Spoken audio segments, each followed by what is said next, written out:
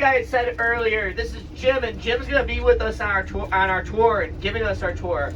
Jim is volunteering his time to spend his time to teach you all about the Gettysburg, about the battle, about the history behind it, and to bring something that I can't do, but bring Gettysburg to light. So let's make sure that we are giving Jim the most undivided attention. Make sure that your headphones are taken off, and make sure that we are not causing any commotion, so that way we can make the most out of this experience. Thank you. Thank you, guys. You're at the scene of not only the largest battle of the 4-year American Civil War. Gettysburg is the largest battle that's ever been fought in this half of the world, the Western Hemisphere. It's fought on the first 3 days of July 1863. So we're a little over midway through our 4-year American Civil War when this battle occurs, and we're a little over 2 years into the war. When this battle is over, there will be on both sides combined a total of 51,000 casualties. It's not 51,000 killed, but rather 51,000 killed, wounded, captured, or missing. Most of the missing, as it turns out, were guys who were captured, just not officially accounted for. Kind of a miscellaneous category. So I understand you guys got to see all the attractions in the building, the cyclorama, the film, and so forth. Did you notice the round red barn up there on top of the visitor center? Well, that's where the cyclorama painting is. You see, guys, they had 3 major goals for this visitor center. And one was they wanted to get it on non-historic ground where no fighting occurred. The old visitor center stood a little bit less than a mile behind you on Cemetery Hill. It stood on ground where guys fought, camped, died, and are buried today right across the street in our nation's oldest national cemetery. The cemetery that Abraham Lincoln dedicated with his famous Gettysburg Address 4.5 months after the battle. So they put this on non-historic ground. You also see that they put this in a wooded area. We're surrounded by trees. The idea was to screen the battlefield from what you see surrounding the visitor center. Not so much the visitor center, the cars, the buses, parking lots, people coming and going. And then the third thing was, when you actually see the visitor center, they designed it to look like it would have belonged here at the time of the battle. It looks like an 1863 farm. On the left banner there, you can see the stone entrance. That's actual Pennsylvania field stone. And then on the right banner up here, you can see that round red barn. That was a big challenge. How do we take a 360-foot round painting, make it look like something was here in 1863? And the answer was round barn. We don't have a lot of round barns in Pennsylvania, but we do have them. And I know of one about 8 miles from here, so technically it is historic. Well, guys, this is the Baltimore Pike right here. Baltimore, Maryland's about 50 miles down the road to your right. Gettysburg's about a mile to your left. But 10 miles down this road to the right is the Maryland-Pennsylvania border. Goes by another name, Mason-Dixon line. Traditionally the boundary between North and South in our country. So when I tell you that one Robert Edward Lee wanted to win one battle on Northern soil in the summer of 1863 to try to convince the growing Peace Party of the North, people who were tired of 2 bloody years of warfare, to maybe put some political pressure on Washington, D.C. to end the war and give the Confederacy their independence, well, I mean barely on Northern soil. We're about 10 miles technically inside Northern Territory. So you guys saw the orientation film. I got 5. That tells me you've heard of the official.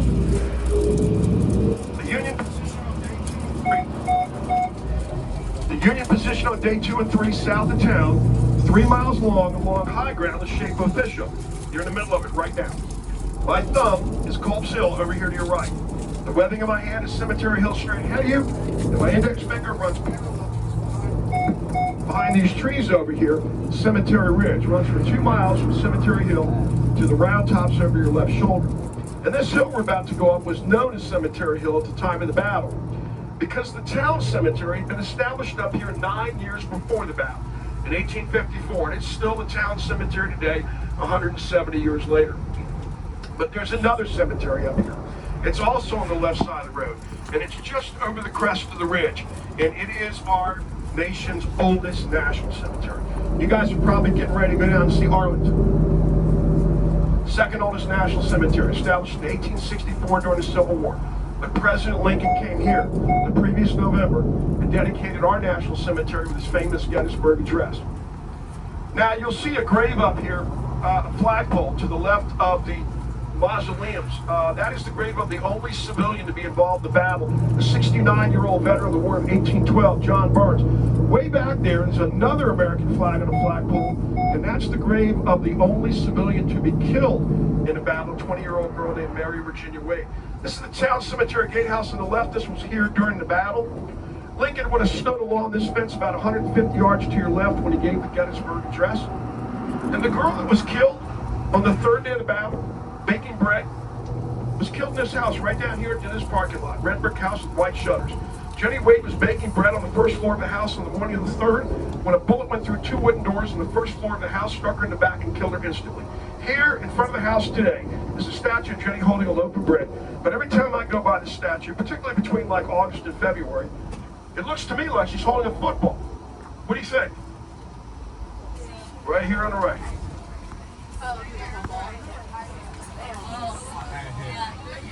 Guys, the bullet that killed Jenny Wade would have come up this street we're about to go down. We think it came from the end of the block, the end of the next block on the left. You can see a amber flashing light down there. Right behind it is a red brick house with black shutters. And when we get down there, you'll see on this side of the house, there's a single window up by the chimney. We think that's where the shot that killed Jenny came from. The bullet would have entered the door around the corner here, facing the hotel.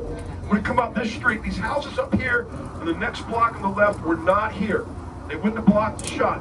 But you're going to look carefully at this side of the house because you're going to see evidence of the battle. There's about 100 white pockmarked bullet holes all over the wall. So you can start to see the house. There's an American flag on a flagpole down here. Red brick building at the end of the block with black shutters. Down here where the red umbrellas are and the red, white, and blue open sign. This side of the house, pretty soon you'll see behind the tree there, that little single window. That's probably where the shot that killed Jenny came from.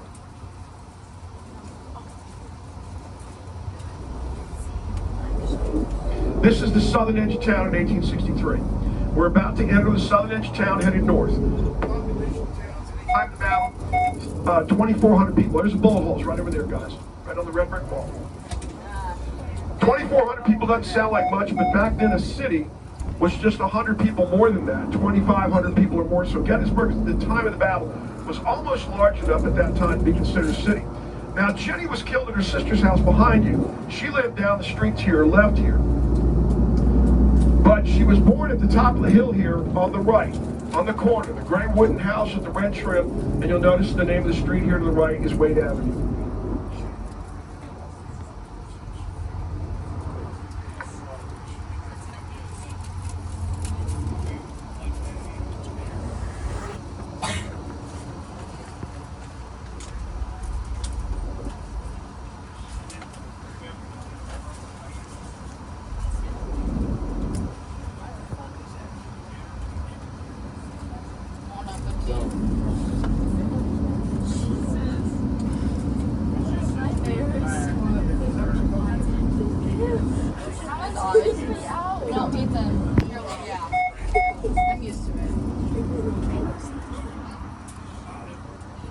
I'm used to it. I saw my pictures. I have pictures. I have so many pictures of him doing that.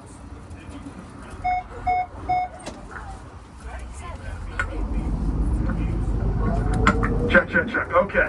President Lincoln attended a political rally in this church after he delivered the Gettysburg Address. Check out Lincoln here on the right. This statue of him overlooking the street he came down the day he delivered the Gettysburg Address was just donated by a sculptor 11 years ago. It arrived in time for the 150th anniversary of the battle in 2013. Guys, in 2013, on the 150th anniversary of the battle, they also restored the house that Lincoln stayed in the night before he delivered the Gettysburg Address. It's the David Wills house, and you're going to see it down here on the square. It'll be at the end of the next block around the right. And when you look around the corner, you'll see the red brick house sitting off to the right, big 4-story building, and you'll also see around the corner a tree. And just to the left of the tree is President Lincoln. He's holding his hat in his hand, and he's showing the visitor the second floor bedroom that he stayed in. That room will be on the second floor, second window from the right, red brick building. And today, that room contains the bed that Lincoln slept in the night before he delivered the Gettysburg Address. And you know what? That building is open. You can actually go up there and see that bed on weekends. So that'd probably be open today, tomorrow, Sunday. Just something to keep in mind next time you come here, guys. You might want to check that out. Over here on the left is the Adams County Courthouse. That was built 4 years before the battle. Gettysburg is the county seat of Adams County.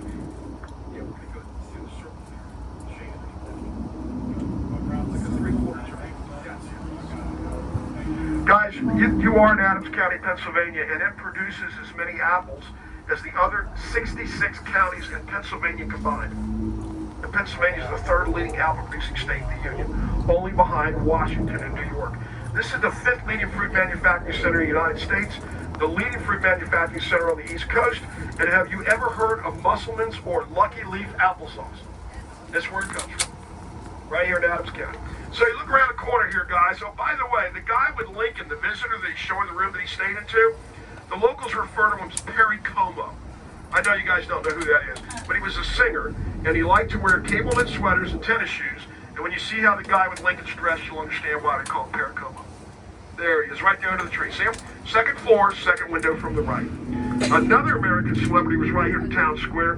His name was Robert Edward Lee. He was here 4.5 months before Lincoln.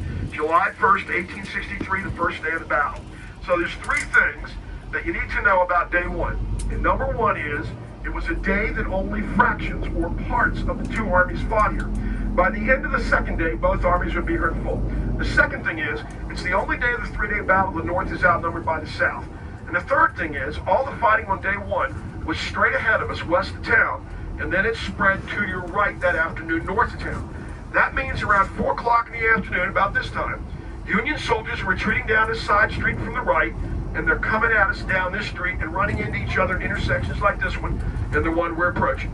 With the Confederates in full pursuit, the Southerners are gathering the Union soldiers up by the score as prisoners in town. As many as 4,000 Union soldiers are captured in the streets of town. That night, Middle Street, one block to your left where that red light is, would become the main Confederate line of battle running to downtown Gettysburg. That means if you lived along this street at the end of the first day's fight, your homes are now behind enemy lines.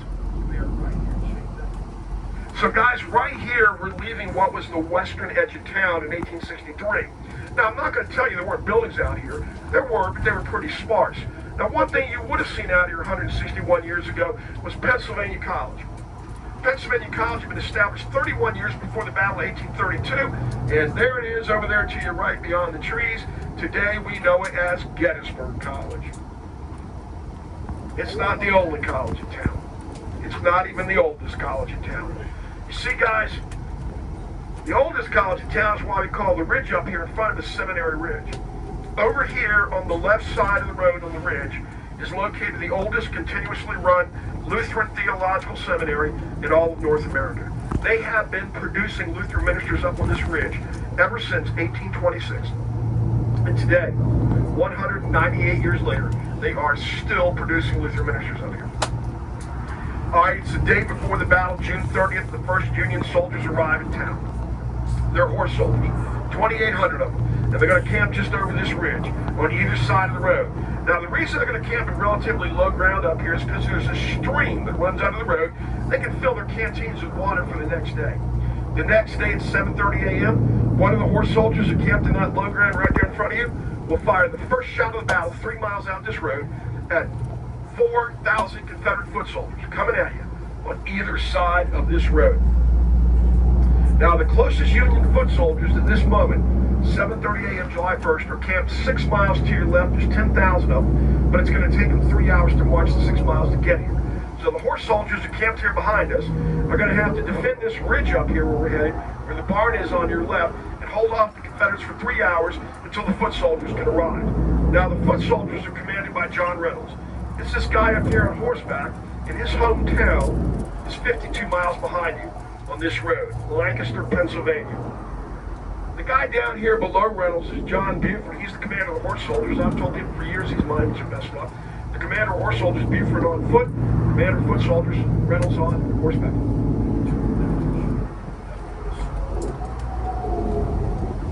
That's the Blue Ridge Mountains you see out there, guys, and anytime you see them from the battlefield, you know you're looking west.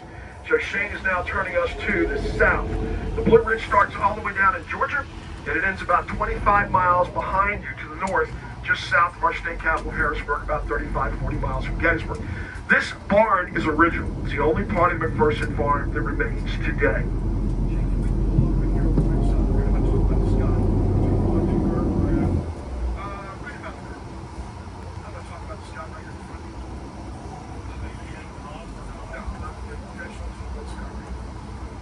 Guys, at the beginning of the tour, tour introduce you to one of our two most famous civilians. Actually, I showed you where both of them were buried. Remember I mentioned John Burns, the only civilian to be involved in the battle? Well, there he is right there in front of us on the left side of the road. On the morning of July 1st, he grabbed his old outmoded flintlock musket from the War of 1812, and he came out here, and he got wounded 3 times. Now, the man's going to survive for about 10 years, and about 4.5 months later, he is going to be on the mend when Lincoln comes here to Gettysburg. President Lincoln is going to seek this man out. The president wants to meet John Burns, not the other way around. President Lincoln calls John Burns the hero of the Battle of Gettysburg, the only civilian to be involved in the battle. Now you guys know our two most famous civilians. You've seen where both of them are buried, and you've seen statues to both of them. This is the Herbst Woods. About a month ago, you could look clear through the trees and see out the other side. Well, guys, in 1863, that's the way those trees kind of were. They were open. It was more like an open woodlot. They allowed cattle, might be some cattle over here in this field. They've had them out here. Cattle had been allowed to graze through the woods. And back then, you know, they needed timber more than they do today to build buildings and to heat buildings, burn the timber. And so it tended to be more open. But guys, the Herbst Woods were the scene of fighting both in the morning and afternoon of the first day. And I mean heavy fighting. John Reynolds' Union foot soldiers clad in blue came from your left, and they smashed into the Confederates right here in the trees in front of you. They drove the Southerners downhill to your right down here, and then there was a lull on the battlefield. And the Southerners suddenly realized that what they were dealing with out here west of town wasn't local militia, and they could easily sweep aside with a mere 4,000 soldiers. Nope. These guys they're messing with in these trees right here, that's their old nemesis, the Union Army of the Potomac, that they've been fighting for the last 2 years. So that afternoon, still the first day, July 1st, Confederates returned from your right, but instead of 4,000 men, they come back with 14,000. And the fighting in these woods right here in front of you guys, it goes just the opposite way it went in the morning. Now it's the butternut, gray-clad Confederates pushing the Union soldiers right to left across your front, and the Union Army at the end of the day, about 4 o'clock, will make their last stand right over there at the seminary where you see the white steeple. And eventually they'll be driven off that ridge. The Confederates will occupy it that night, and you now are behind Confederate lines at the end of day 1. And there'll be no more fighting out here after day 1. This is day 1 battlefield, and day 1 only. This is now behind Confederate lines.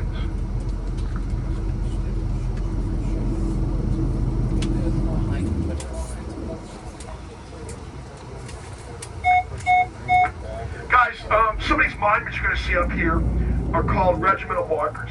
They're units, basic fighting unit in the American Civil War. They were put here by the actual guys who fought here about 25 years after the battle to tell their story of what they did here. Almost every Union regiment has a regimental marker. It's about 300. Each is from a single state. This is the 7th Wisconsin right here. And the men tended to put it right in the middle of the position that they held. So a regiment in Gettysburg is about 300 to 500 men.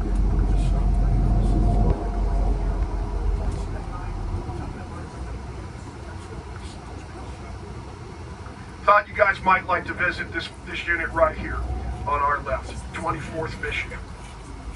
So, guys, yeah, we need to explain to you about regiments. This is the best marked battlefield in the world. Gettysburg has 1,325 monuments, markers, tablets, and I did not include a cannon. If you want to throw cannon into the mix, you're looking at about 400 cannon, and altogether we have, with cannons included, about 1,725 monuments, markers, tablets, and cannons. And the big reason is every Union regiment that fought here, about 300 of them, has a regimental marker. And here's one to the 24th Michigan. And they're from Wayne County. Would you like to go out and check them out? I know, that's why I brought you here. So let's go over here, guys. It actually says Wayne County on the monument. Pennsylvania. And apparently his students must have been pretty impressed with him, because many of them followed him into the education career field, became teachers themselves. So when the Civil War broke out in 1861, McFarland was basically administrator. He was running 3 schools, and he looked to many of his former students to fill the ranks of 151st Pennsylvania. These guys would be 6th in killed out of 300 units, number 1 in wounded, and number 2 in total casualties, only second to the 24th Michigan. Do we have any baseball fans here? Do we? Tiger fans? I hope so. That guy right over there gets credit with inventing the game of baseball, but probably falsely. That's Abner Doubleday right there.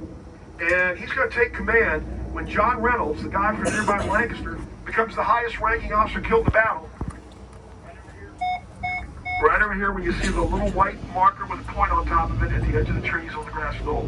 John Reynolds had ridden across your front right to left. He was putting them into the trees at about 10:45 in the morning of July 1st. Yes, sir. He turns to look back in this direction to urge men on your right forward, and he took a bullet right behind the right ear. His aide, Charles Vale, said Reynolds was dead before he hit the ground when he fell out of the saddle. At age 42, he's the highest ranking officer killed in the battle, and that's the death site marker. He's the only soldier at Gettysburg with 4 monuments. The second marker on the left is his death scene right there. He's reeling back in the saddle, and that's the guy you see over there across the highway on the equestrian monument.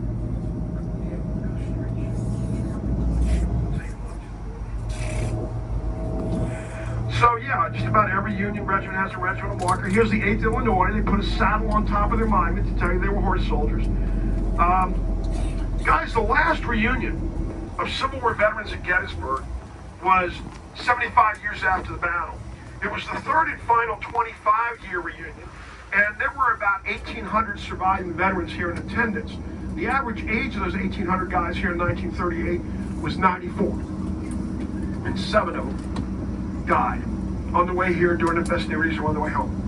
But on July 3rd, 1938, President Franklin Roosevelt stood up on that hill we're headed to about a mile in front of us to the north, Oak Hill, the highest point in the first day's field, the northern end of the battlefield, occupied by Confederates. They actually had cannon up there, lobbing shells down here. But Franklin Roosevelt stood up there on July 3rd, 1938. He dedicated the only monument, the best marked battlefield in the world, solely dedicated to peace and unity. The Eternal Peace Light Memorial. And on that day, they lit a gas-fed flame on top of the monument. The idea is that the flame on the monument would burn eternally to represent eternal peace and unity in our country. Now the Civil War is over. I'm talking about the tall white monument up there in front of the trees, straight ahead of this where those cars are parked. Well, it's burning right now. And it tends to burn through light rain, snow, and wind. Moderate to heavy rainfall will sometimes put it out, but it has its own igniter, and it will reignite itself. Well, on July 3rd, 1938, this field up here, beyond the stop sign, basically was Woodstock, about 30 years ahead of time. There were 250,000 people in this field up here watching FDR dedicate the monument. They know this is the last chance to see 1,800 surviving veterans in one location.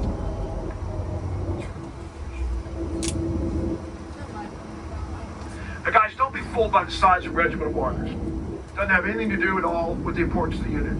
It has everything to do, just like today, money. How much do you have to spend? Now, if you look up there at that ridge, behind that car moving up there, there's a very modest, small white marker to the 3rd West Virginia Cavalry. Guys, West Virginia became a state 11 days before the Battle of Gettysburg, June 20th, 1863. So 25 years later, when the veterans are putting monuments in the field, there's not a lot of money in the state treasury to be given their veterans.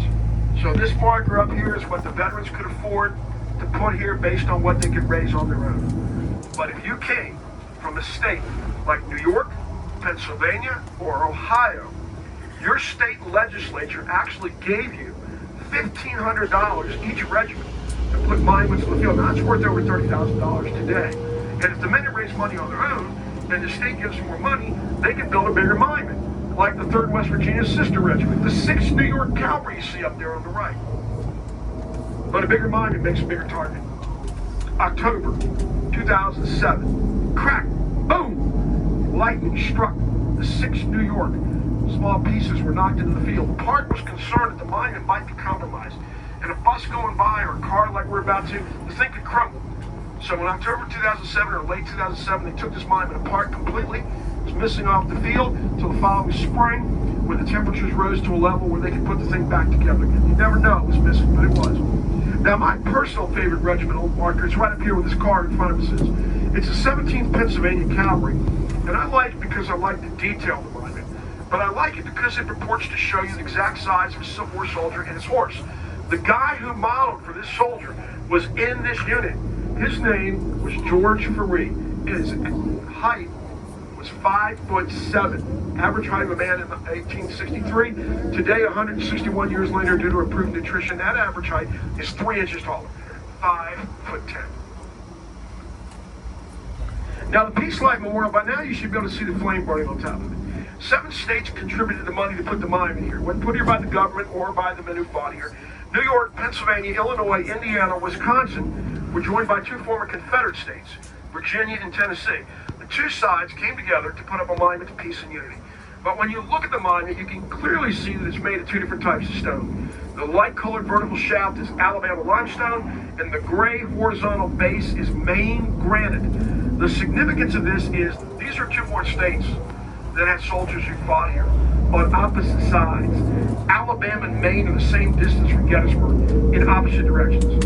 So if you drew a line from Talladega, Alabama over your left shoulder to Prescott, Maine off to your right front, well, right here would be midway on that line. The 2 ladies at the base of the shaft are embracing. The 2 sides of the country haven't come together. To the lower left of the ladies is our national emblem, an eagle. And note that there's 7 steps there at the end of the sidewalk. And I'm sure that's for the 7 states that contributed the money for the monument. Well, guys, you're going to head on down to Arlington, see the nation's 2nd oldest national cemetery, and you'll see a lot of famous people buried there. But one is particularly unique, their grave. You know what I'm talking about? John Kennedy. Do you know what his grave looks like? It's not a monument or stone. It's a flat stone with a flame coming out the middle of it. Well, guys, John Kennedy came here from Camp David on March 30th. Yeah, we'll go straight here, shoot. March 31st, 1963, 25 years after that monument was dedicated, he parked in front of the monument and was photographed smiling and pointing at the flame. And later that year, when he was assassinated in Dallas, Texas, Jackie Kennedy told officials at the Pentagon, "I want a peace light on Jack's grave." So when you guys see President Kennedy's grave in the eternal flame, just remember this monument here at Gettysburg. Yeah, we'll go straight. Yeah, it's a tough intersection here. This farm is original. It's the original house and barn of Moses McLean. We have park rangers that lived there. The Union line came as close to us up this ridge as the stop sign, and then it ended about a mile to your left. I'll watch you right. Yeah, there's a dip in the road.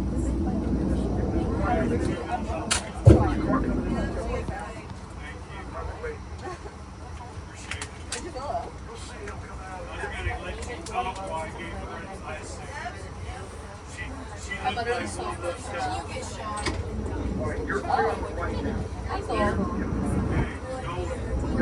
All right, guys, so 1895, the War Department hired the Variety Ironworks Company in Cleveland, Ohio, to build 5 towers on the battlefield.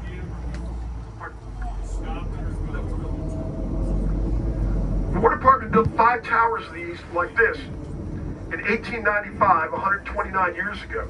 Today, only 3 of them are still here. That one is the only one that's not its original height. That used to be much taller. It had a roof. A boy fell off that tower to his death in the 1950s, and they reduced it down to 37 steps. We're going to take you guys about 3 miles down this ridge, and we'll let you go up the Longstreet Tower, which is 121 steps tall. It still has its roof. From here, you can see the entire First Day's battlefield. North of town, just the afternoon, very flat and open. Over to your right, west of town, when fighting occurred both morning and afternoon, very different. Rolling terrain, undulations that give you concealment, protection, and ample tree cover. Now, speaking of tree cover, the park wants you to see this area as a wooded area. So they have drawn their boundary to include this private property that you see around here, so that they can actually tell the private property owners, you can't remove large sections of trees from the property. If these folks wanted to sell their property, they could at any time they want to anybody they want to. But anybody who purchases the property will have to maintain this as a wooded lot. Did you notice behind these houses, guys, it's pretty thickly wooded? They might be tempted to clear it out.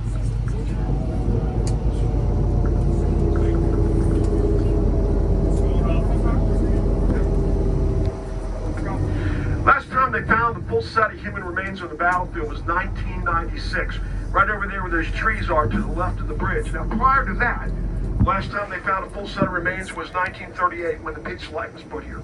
A guy is walking along those trees between here and the highway.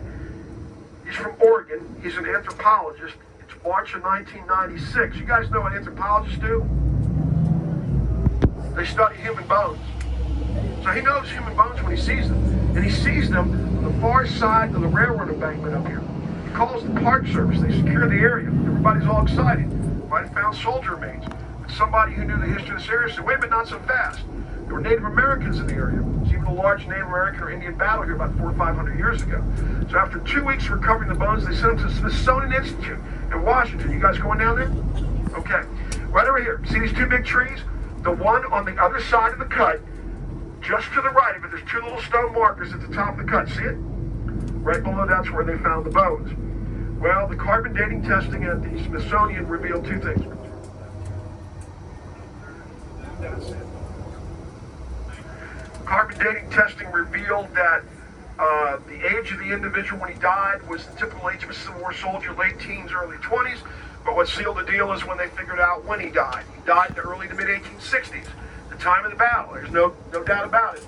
We have indeed recovered the remains of a soldier from either Wisconsin or Mississippi. Now, how do we know that? Only soldiers from those two states fought in that area where those bones were found.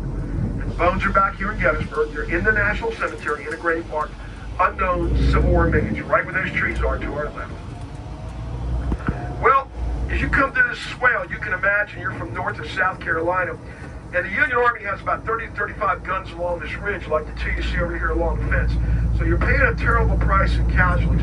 But eventually, we will drive the Union Army off this ridge and back through town. Now the Confederates occupy this ridge we're about to drive along. Robert E. Lee made his headquarters in this house right here on the left, the home of the widow, Mary Thompson. The stone wall here to your right front was actually built by the Confederates on the night of the 1st for defense.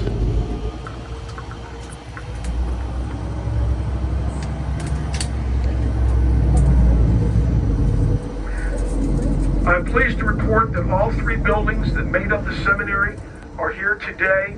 They're all on the left side of the road, and it's every other building beginning with this one right here on the left. This is the Crown House where the teachers lived. The next building is the chapel, and that was built in 1942, so that was not here. But the building beyond that most certainly was. It's the oldest building of the seminary. It was built in 1832. It's where the students lived and had their classes, and it became the second largest hospital structure in the Eastern Theater of the American Civil War.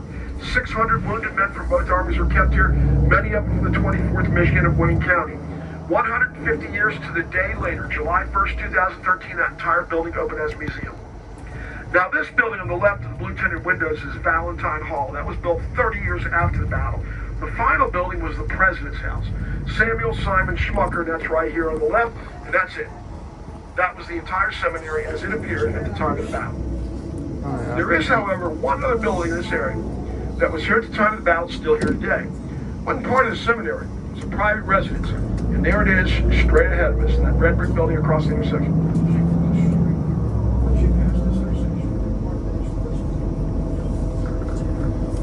Guys, this house over here across the street was used as a Civil War hospital, and today it bears evidence of its use as a Civil War hospital. Inside that house on the wooden floors, there are bloody shoe print stains. They are the footprint stains of surgeons who performed so many amputations on wounded men in that house that the surgeons themselves are soaked with blood right down to their leather shoes. This leaves bloody footprints on the floor. That house sold a couple years ago for $829,000. Well, this would have been the far Union left on day one. Dismounted horse soldiers along the wall, facing to your right. North Carolinians are coming at us from the right, out of the trees, and the Northern Army is driven back to where that water tower is, on top of that tree line, about a mile to your left. So that night, still the first day, these are now Confederate cannons. And for every cannon you see in our battlefield, there would have been two here at the time of the battle. You're seeing about half as many as actually were here. This orchard would have been here during the battle. It was destroyed during the battle. It wasn't replanted until 15 years ago last month, April 2009. You guys want to take a wild guess as to what kind of trees they planted? They are apple trees. Now, when Shane gets us up to the top of the hill here, and we get inside the tree line, we're going to be on the left edge of where Pickett's charge began, the Confederate line. It will extend down this ridge as we head south over a mile. That's the width, the length of the attack. When it started, the men are moving across your front right to left. It's going to take them about 20 minutes to reach their objective, which is Cemetery Ridge that you can begin to see over there to your left where the tree line ends. It took them about 20 minutes to cover the nearly mile distance. An hour later, half those Confederates got back here. Many of the ones who get back here an hour later are now carrying Yankee led with them when they returned. Do you know what I mean by that? They're wounded. They carried the 1-ounce lead bullet back with them, over 50% casualties. So guys, I mentioned there's not a lot of Confederate regimental markers. One of them, only 4, is the newest mine in the battlefield. It's put here in 2000. It's just up here in the trees to the right, the soldier in bronze with the flag. So because of the lack of Confederate regimental markers, southern states put state memorials here. Here's the first one we're going to counter, right over here where this group is on the left. North Carolina. Gutzon Boardman interrupted Mount Rushmore in 1929 to complete this. Second most Confederate soldiers here. Here's the 11th Mississippi on the right. One of every 4 Confederates who fell here was from North Carolina. It's the state that pays the highest price on the Confederate side. And then up here is the very contemporary Tennessee Memorial. And if you look to the left, you'll see the outline of the state at the bottom, 1982. See if you don't see the outline state of Tennessee at the bottom down there. You make it out? Now, the state that had the most Confederate soldiers here is Virginia. Virginia will put their memorial here 12 years before North Carolina. It'll be up here at the top of the hill on the left side of the road. You will see Robert E. Lee, the Southern commander, on top of his horse Traveler, on top of the monument. This is where he had his command post. This is where he watched Pickett's charge. It is the dead center of Pickett's charge. It was from here that the Southern commander went out to greet the survivors as they returned. And he said to them, as they returned, all of this has been my fault. I thought my men were invincible. You must do all you can to help me out of this. And he went out just the way that group is heading out there right now to the tree line.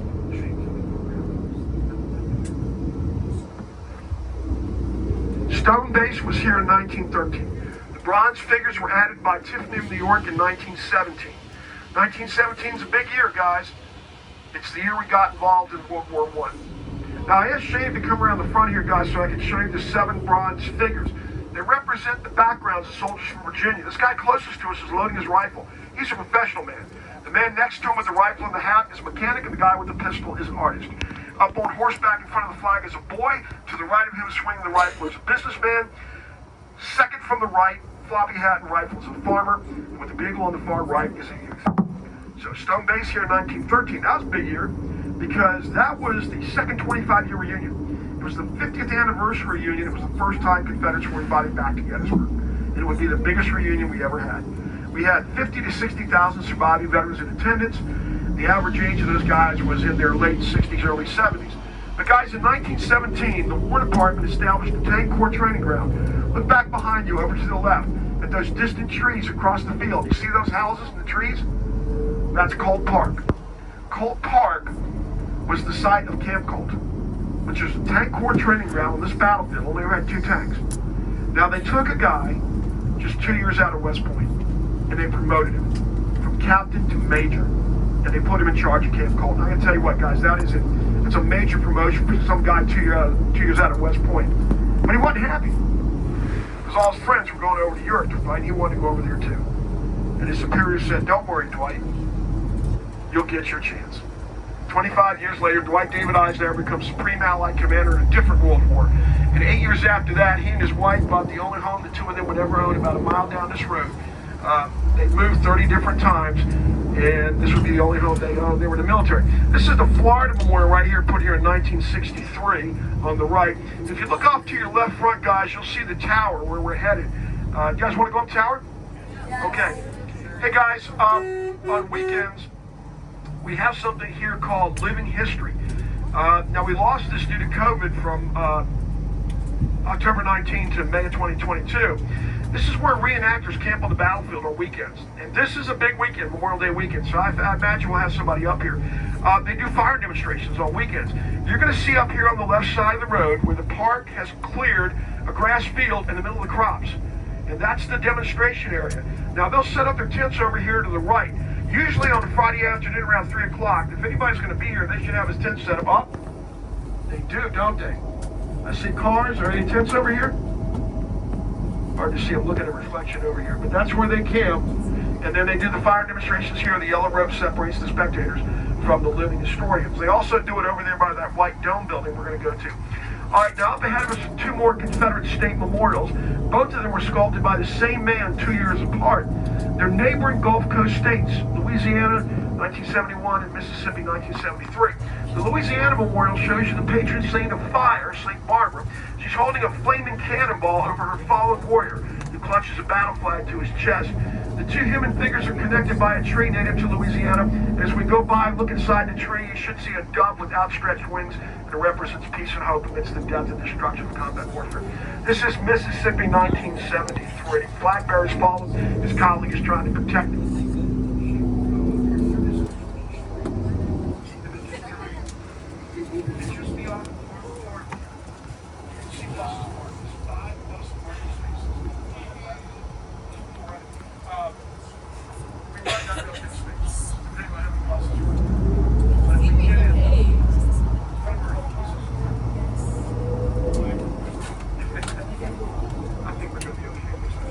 All right, guys, so this month, I've marked 22 years of giving bus tours here.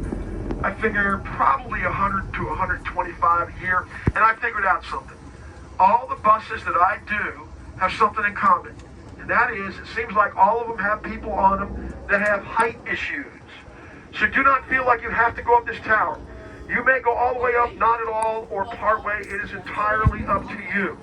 But if you do go up this tower, please, do not throw anything or anybody off the tower. Sorry about that, guys.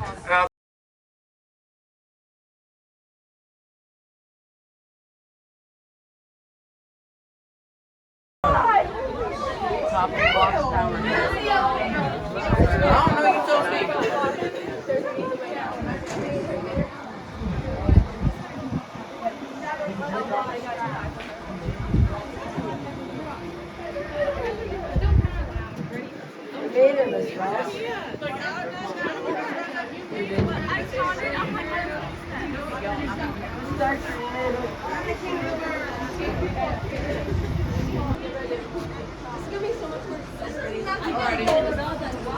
Alrighty, let's go down. Trees, that's where the ski slopes will cut through. All the mountains behind Libya on the right are in Pennsylvania, and all the mountains to the left of it are in Maryland. Liberty's about a mile on the Pennsylvania side of the basic next line. And this white barn over here on the right, that's the Eisenhower farm. The stone wall to your right is the boundary between the National Military Park and the Eisenhower farm. President Eisenhower decided to retire here in 1950, where he could bring out Black Angus cattle the way he had back home in Abilene, Kansas. From 1953 to 1961, he invited visiting foreign dignitaries from Washington up here to Gettysburg, to his home, where he could get to know them on a much more personal level. People like Nehru of India, Charles de Gaulle of France, Nikita Khrushchev of the Soviet Union, and Bernard Montgomery of Great Britain, and Winston Churchill of Great Britain, all visited Eisenhower while he was president here. Guys, I really wish at this point in the tour I could take you over to that open hill over there to the left. That's Little Round Top. Little Round Top is probably the most popular place in the battlefield because the western side of the hill was cleared of trees about 9 months before the battle in September 1862. So that a lot of fighting to occur there. But today, it gives you this incredible view. You can't even imagine what a great view it is until you really stand up there and see it. Now, at the time of the battle, both these hills over here to your left front were simply known together as Round Top. They were given separate names after the battle to distinguish them. They needed to be distinguished. Because Big Round Top, the bigger hill on the right, completely wooded, because it remained wooded, no fighting occurred on Big Round Top. The Little Round Top's western face had been cleared and fighting occurred there, so it's a little bit more famous. Now, the Union Army was supposed to extend their line right down to Little Round Top, but a Union general had abandoned. He moved forward, and his left became Devil's Den. Now, the Confederates are going to attack off the ridge where we would have driven after United turned, and they're going to move parallel to us and try to sweep the Union line up like a wet blanket. Right here on your right, where the trees open up, you can see a grass hill in front of Little Round Top. That's Devil's Den. According to local folklore, a giant snake lived amongst the boulders on the other side of that grass hill. That's the den. They call the snake the devil. And that was the end of the Union line.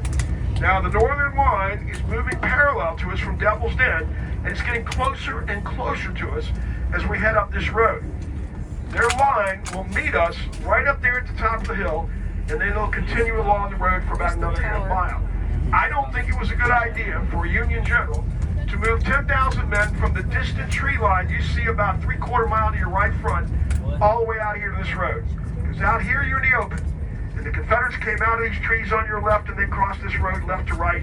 And then when they got on the right side of the road, they made a left-hand turn and they came up toward the peach orchard in front of us the way we are. But other Confederates came in from the left. And you're going to see the Union cannons up here pointing in two directions. That's not good. See, the right-hand turn is just up here. Just behind the cannons. Right on that side. Let's Yes, sir. So the Union line comes through the orchard to this point, picks up the road, goes down the road to that last red barn down there with the 3 white cupolas on the roof. And here, Union General Dan Sickles' line forms a salient, like the point of an arrow. He was supposed to be on that ridge over there 3/4 miles. He moved all the way out here against orders, and he got crushed out here. He lost 4,200 10,000 man corps, and the Southerners pursued him halfway up that ridge to your left front beyond that barn. And the only thing that kept the Southerners from breaking through that ridge is that Union reinforcements came from another part of the field. They reinforced the line on the ridge and stabilized it. The Southerners fell back here that night, content with the capture of peach orchard. Yes, sir. Straight. Over to your left is the trestle barn. The tree you see in front of it is a white oak, but we have a special name for it. We call it a witness tree, because that tree was here at the time of the battle. It witnessed the battle. It's got to be at least 161 years old. Now, the witness tree is unveiling the barn behind it. And you can see the upper part of the end of the barn is shaped like a red brick triangle. Well, there are 2 diamond-shaped vent holes next to each other, and just to the lower left of the diamond on the right is the only cannonball hole I know of in a building in Gettysburg. A 10-pound cannonball made that hole. The family found it inside the barn, and they presented it to the Park Service, which now displays it in the museum. And you guys were in there earlier, right? You may have seen that cannonball. It was in the room with the big shiny cannon pointed at you when you walked in the room. Over here on the right is the wheat field, some of the bloodiest terrain in our country. And I think it's the best preserved part of our battlefield. It changed hands 7 times in 3 hours between 4:30 and 7:30 p.m. And when the fight was over, it was said you couldn't walk across that wheat field without stepping on a body or stepping in blood. Claimed 4,000 casualties, but at the end, nobody controlled it. So a little round top over here to your right front was supposed to be the end of the Union line. The Union line was supposed to run along the trees in front of us. But this Union general has moved up behind us to the higher ground. A West Point general, Governor Kimball Warren, Governor Kimball Warren will find the hill unoccupied and detect the Confederates about a mile to your right getting ready to attack at 4:30 in the afternoon of July 2nd. General Warren will look down this road right here in front of us. He's going to see 1,300 men from New York, Maine, Pennsylvania, and Michigan heading up this road, headed to the peach orchard behind us. When the colonel from Erie, Pennsylvania gets a message right here in front of us that the hill to your right front is about to be attacked from the other side, there's nobody up there. So Colonel Vincent will risk court-martial and divert his men up the hill. But General Warren needed more troops. And this time, to save time, he came down here personally. He looked up this road. Here come another 1,300 men in blue. They're from Pennsylvania and New York, and their colonel is 21-year-old Patrick O'Rourke, who graduated at the top of his class at West Point 2 years before. Patrick, I need you to come over the hill, says General Warren. And O'Rourke went over the hill to your right, and those 2,600 men kept this hill in Union hands, which preserved the Union victory. But both Colonel Vincent and O'Rourke were mortally wounded on this hill. Guys, you'll see the work they're doing up here on the right. If you look up the road, you may see the fence that indicates the closure. But I tell you what, they're getting really, really close to finishing this. Now, the reason they closed this hill on July 22nd, 2022, is as one of our park superintendents said a few years ago, we're loving Little Round Top to death. And what he meant is it's so popular because of the view, all the vehicle and foot traffic is eroding the hill. So 2 years, they closed it 2 years ago. They've been working on it. The good news is it looks like it's going to open next month. So I'm sorry I can't take you up there today, but hey, it gives you something to look forward to next time. Next time you come here, it's going to be better than ever. This guy over here is John Sedgwick. 10 months after the Battle of Gettysburg, an hour drive south of Washington, near Fredericksburg, Virginia. He's at the Battle of Spotsylvania, Virginia. 2 weeks ago yesterday, 160 years, May 9th, 1864. The man rides up to his forward lines. He finds the men of the forward lines are ducking. They're literally ducking from Confederate rifle fire 500 yards away. He says, I am ashamed of you, dodging about this way. Why? They couldn't hit an elephant at this distance. 2 minutes later, the bullet got him right below the left eye. 2 more minutes, he's dead. Those are his last words. That man back there is the highest ranking Union officer killed in the war. All right, it's quiz time. Are you ready? Yeah. It's only got 2 questions, and the first one's really a softball. Here it comes. What state was the Battle of Gettysburg held in? Congratulations, you've advanced to the more difficult question, which is, what state had more soldiers in the Battle of Gettysburg than any other state on either side? Virginia. Virginia had the most on the southern side. New York is a close second. North Carolina is second on the southern side. Ohio. Nope, not Ohio, not Michigan. Come on, guys. Pennsylvania. So, guys, since the battle was held in Pennsylvania, Pennsylvania had more troops than any other state. Don't you think it's appropriate? Pennsylvania would have the largest monument in Gettysburg. Well, we do. And there it is up there in front of me. It was dedicated on September 27, 1910. So it's getting close to 114 years old. That is the goddess of victory on the top. She's holding her sword aloft. The tip of her sword is 110 feet above the ground. That makes it the largest monument in Gettysburg. The monument contains the names of all 34,530 Pennsylvanians who fought honorably in the Battle of Gettysburg.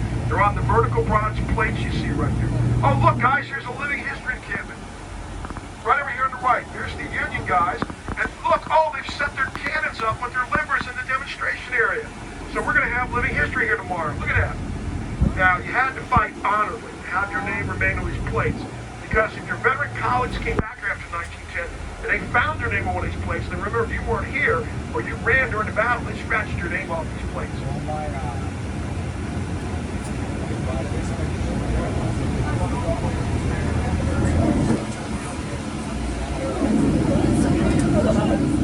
All right, guys, so we're going to stop here. And I'll let you take a look at these names. Now, if you look at these names on the plates closely, you may notice that some of the names have stars next to them. That means something completely different. You look at the bottom of the plate, it's going to tell you a star means the guy was killed or mortally wounded. Now, there are portrait statues of Pennsylvania generals, 2 on each side, except here on the front. These 2 guys are civilians. They're politicians. They're wearing civilian clothing. The guy on the right is Andrew Greg Curtin, the 9th Michigan Battery, organized in Detroit. I know it because it says it on the back of the monument. Right here on the left, this tallest one right here with the point on top. We're passing it right now, the wheel on top. 9th Michigan from the Detroit area. Well, guys, this is the Union side of Pickett's charge. Now, you saw the painting. The artist was placing you up on this hill where we're headed. But you remember there was a bombardment prior to the attack. 140 Confederate cannons, Southern guns on the left, 100 Union guns over here. For 2 hours, 250 guns. Make the ground shake like an earthquake, and you can hear it in Philadelphia, 125 miles to your right. This black walnut we're passing here on the left is the only surviving witness tree in the area of Pickett's charge. The bombardment... Please stop talking. Thank you. That's right. For the length of time and the violence it created, failed to drive the majority of Union guns and troops from this ridge. When it ended at 3 p.m., you can see the Confederates over there in trees a mile to your left. They're coming this way. The Virginia Memorial is over there, and if you see it, you can imagine the Confederates stretching a half-mile right and left of it. They're aiming for this group of trees right here in front of us on the left. From the tree line to the road, they're taking solid shot and exploding shell.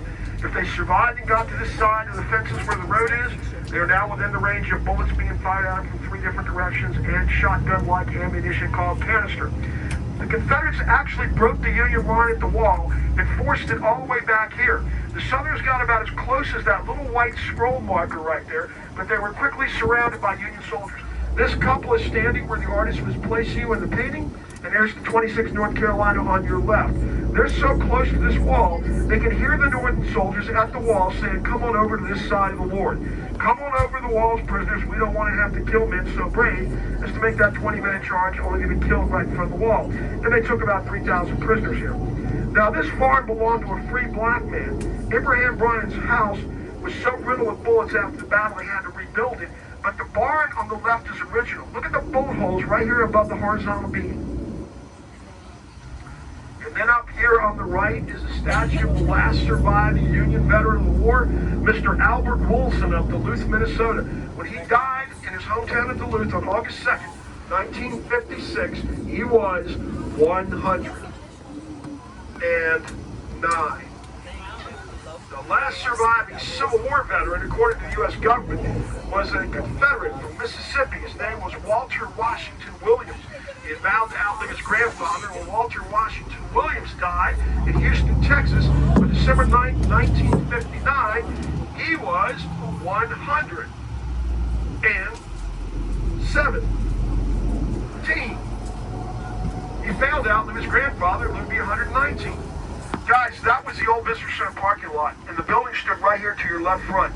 The front door was opposite the entrance of the cemetery, so that guy in the white shirt is leaving the front door of the old Visitor Center. Now, I've always told people that I thought that one state has a special place here. At Gettysburg, the state starts with an M. No, it's not Michigan, it's Maryland.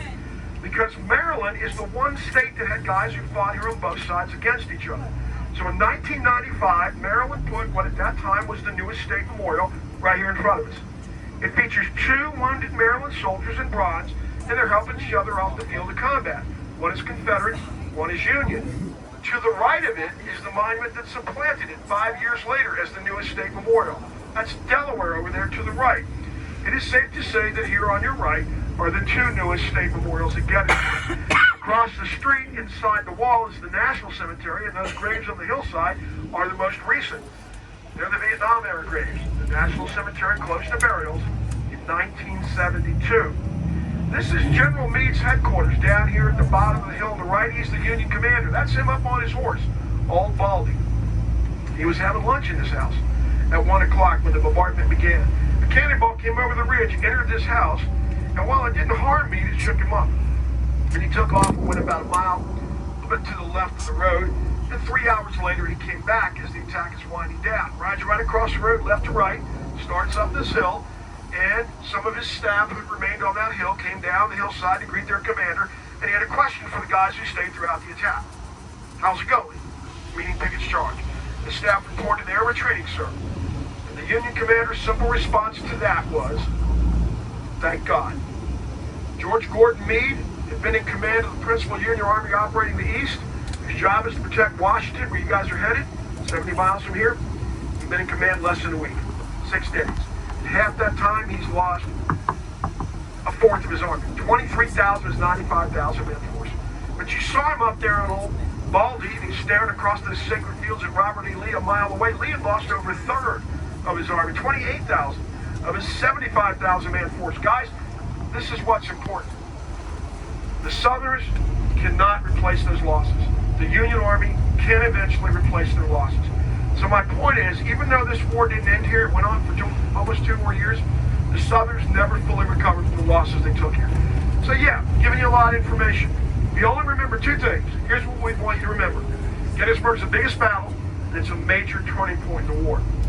When General Meade awoke on the morning of July 5th, to find the Confederates had pulled out the night before, of all nights, July 4th, he realized he'd won the battle.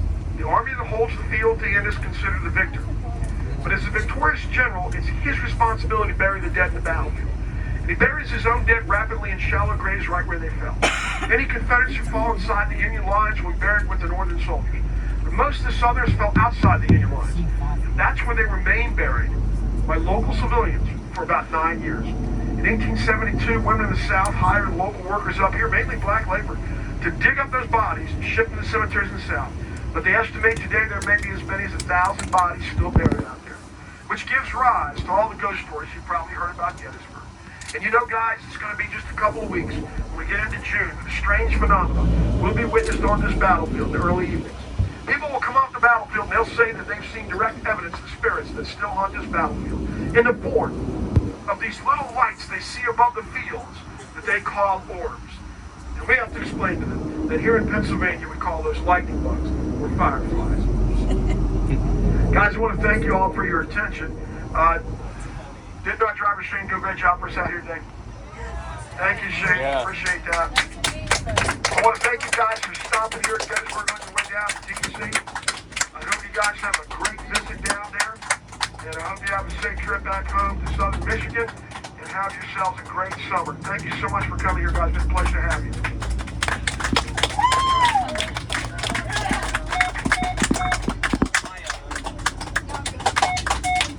Oh yeah, one last thing.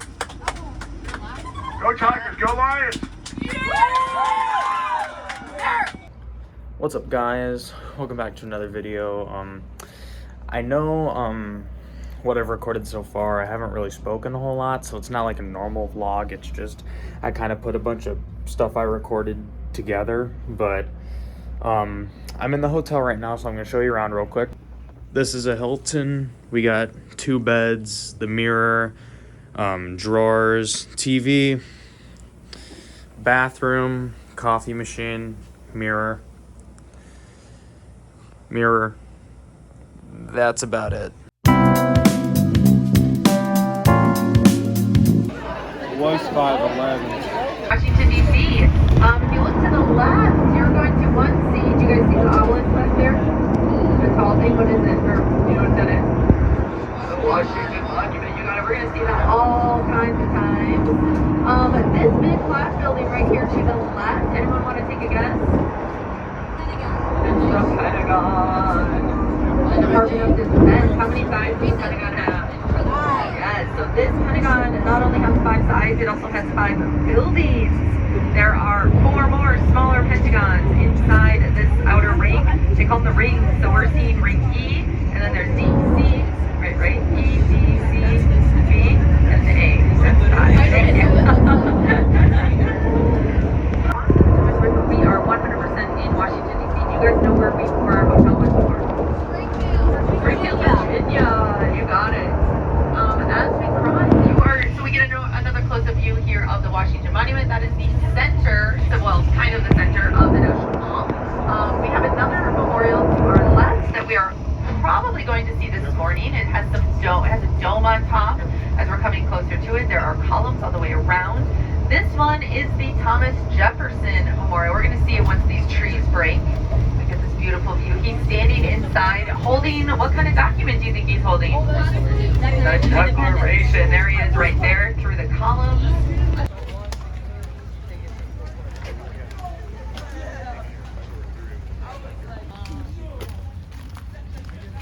We see a lot of ice cream trucks get towed and get handcuffed. Yeah. Because they illegal.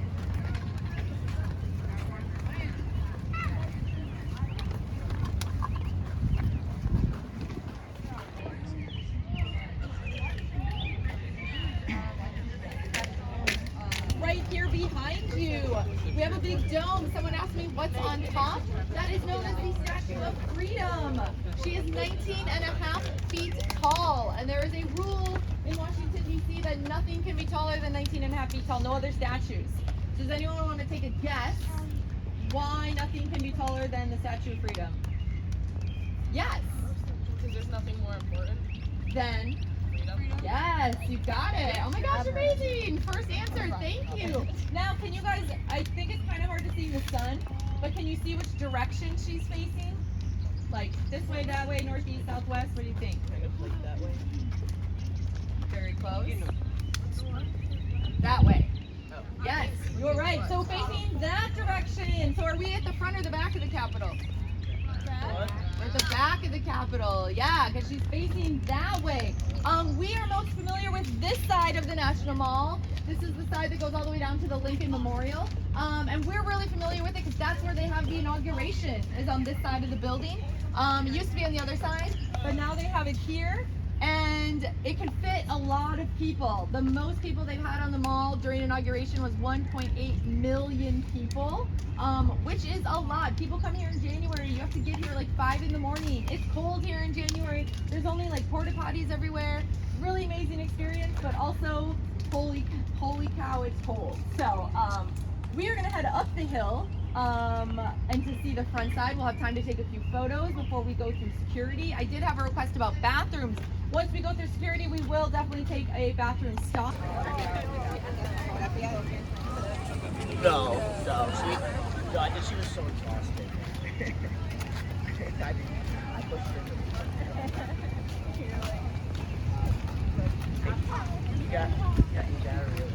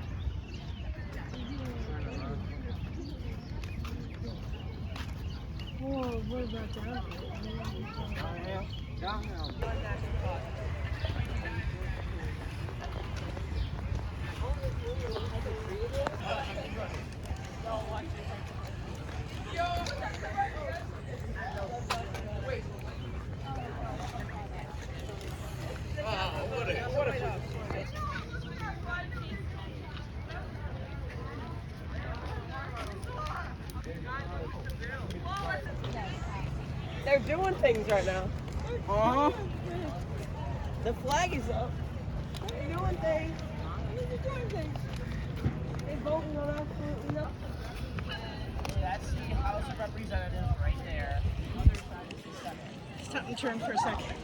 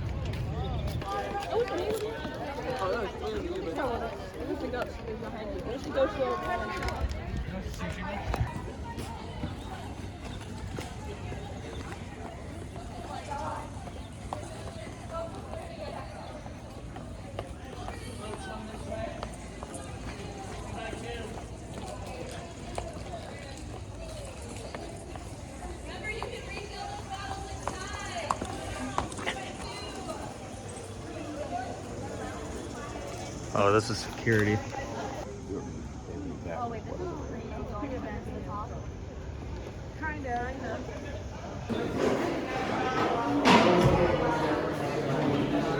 Thank you.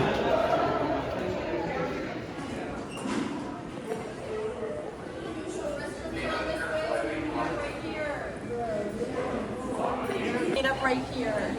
Restrooms down this way. Meet up right here. Restrooms down here.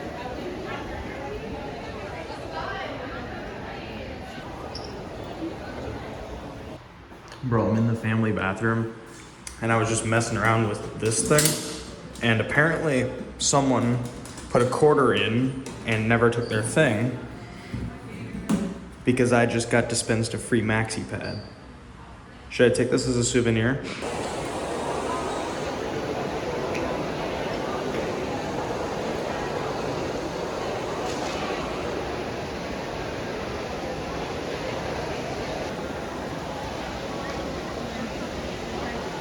Here's the ticket. Okay, really, really quickly. Straight ahead, you see the plaster of Statue of Freedom.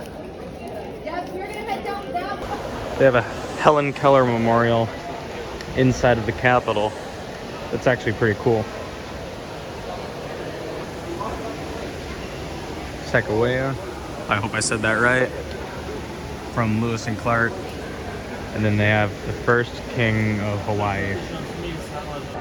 This is a model for the Statue of Freedom, which is on the top of the building.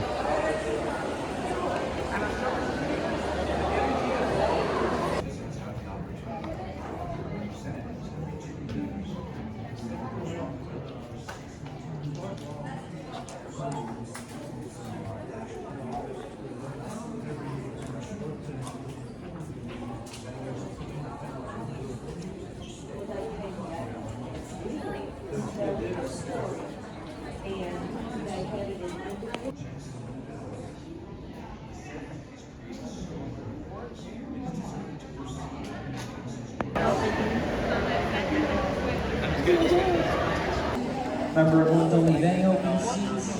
Yeah, we will.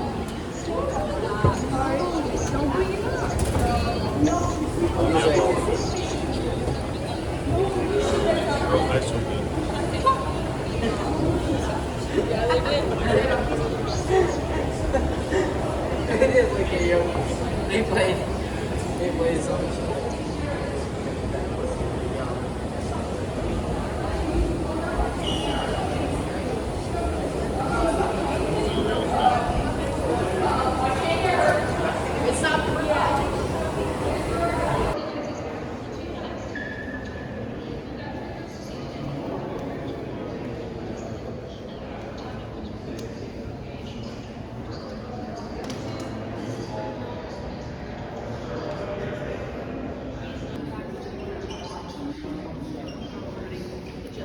star's blocked off because it's made out of marble. Marble is now we can't touch the statues or paintings, but you're actually supposed to touch the statues. So go ahead, reach out, touch all the little buildings. They're all 3D printed, and this is a real satellite photo of Washington D.C. So you can actually see it from space and it's 100 years ago.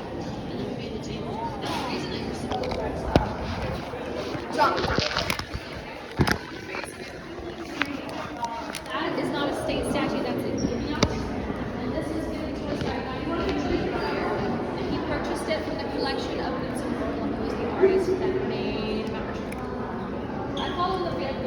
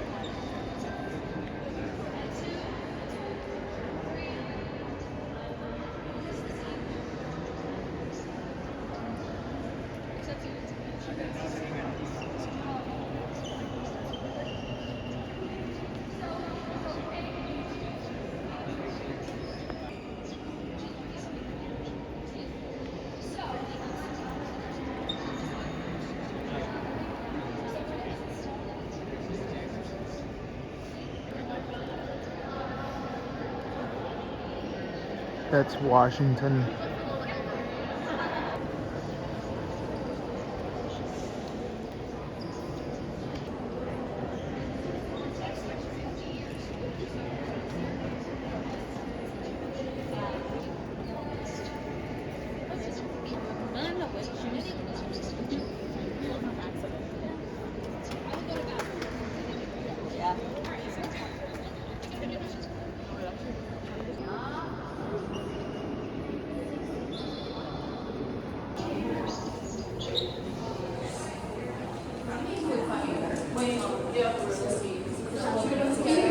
No, I can't hear. Oh, wait, I think we can actually. It's starting to come back.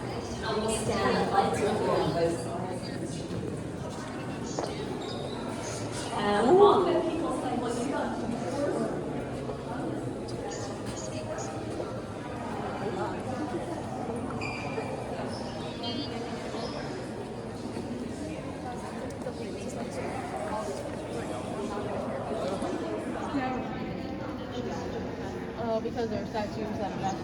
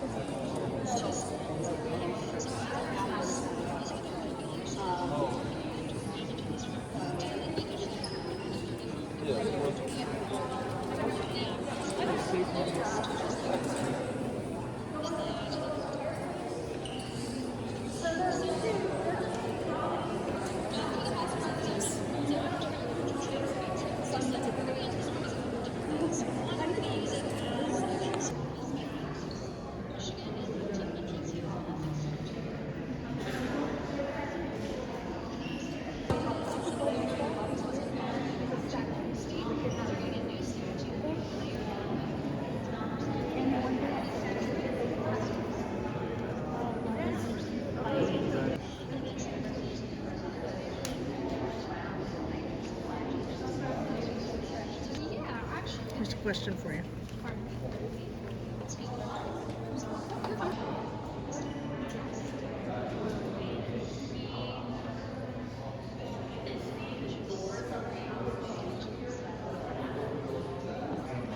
So they just told us that Michigan will be replacing the Lewis Cass statue with a Coleman A. Young statue.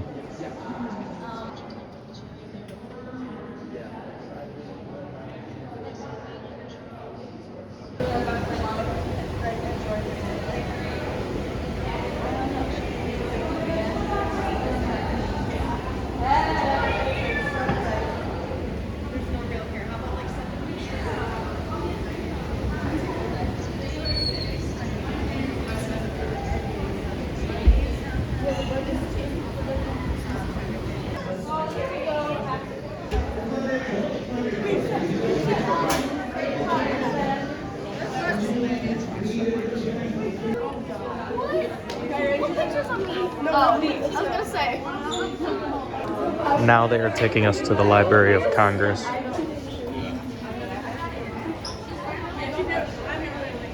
No, what's yours? It's Isabella. Actually, I can. The reason I say that.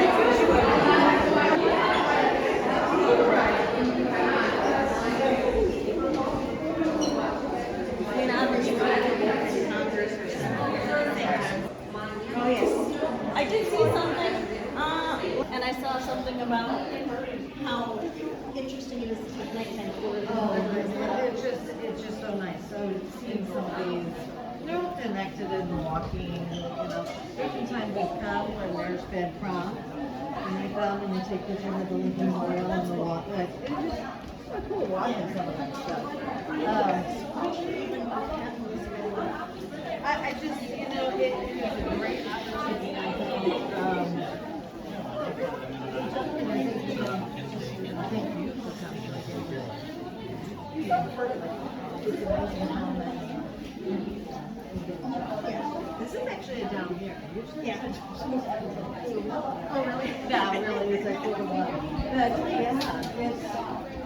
So we're actually leaving the main Capitol building and going underground to the Library of Congress, which is across the street.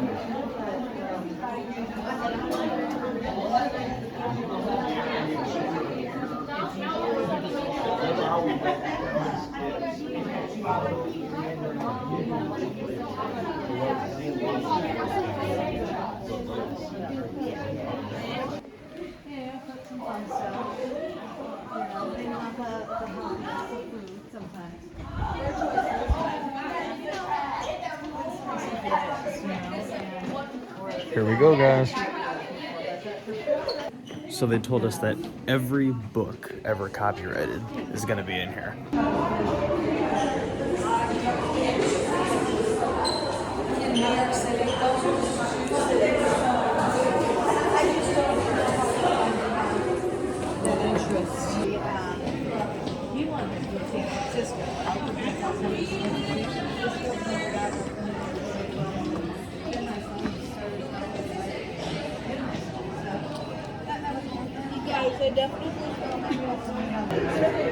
The Capitol is now across the street from us as we're in the or the Library of Congress, rather.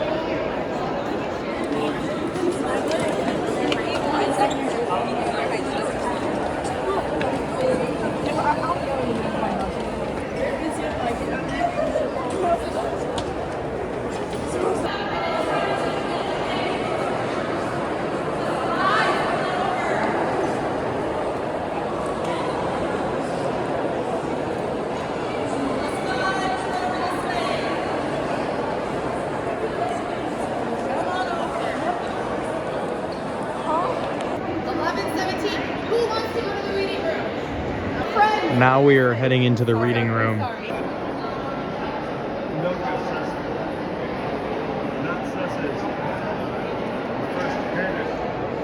Is that Ruby?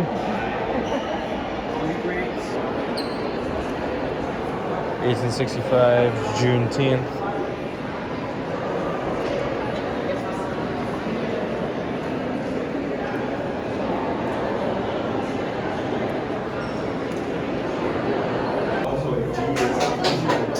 Here it is, guys.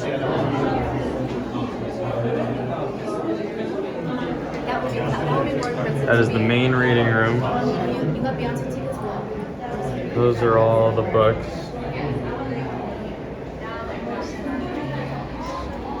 Here's one of the statues.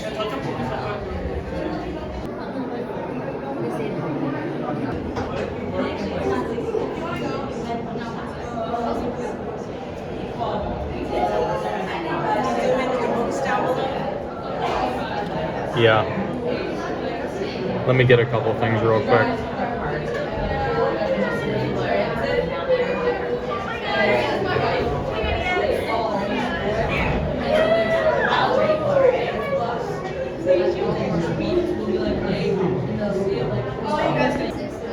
The ceiling all has names of cities and countries on them. Italy, Germany, Spain, England, France, America, Egypt, Greece, Rome. Ooh, and Islam, so I guess these are just Middle Ages, so I guess these are just different topics.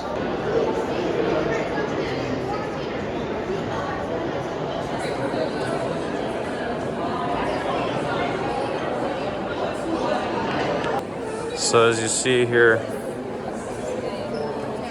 this picture is actually of the Xbox 360 launch in 2005. This right here is dedicated to the Detroit Publishing Company.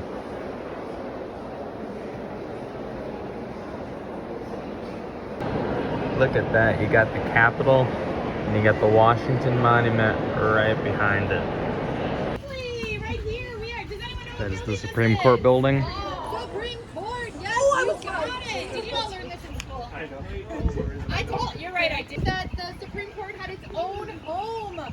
So he was a really important part in getting this building built. How many justices are there?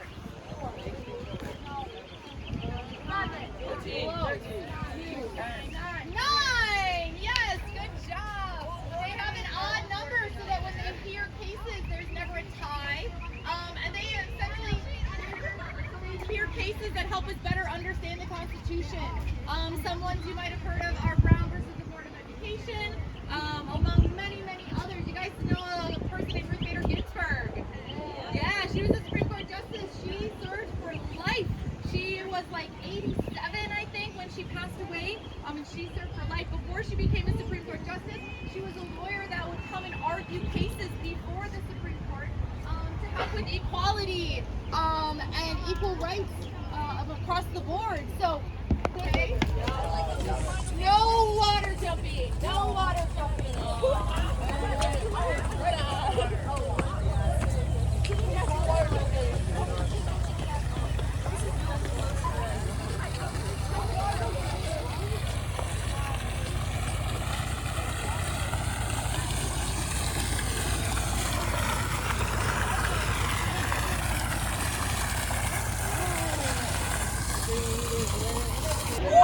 All right, this is our last look at the Capitol.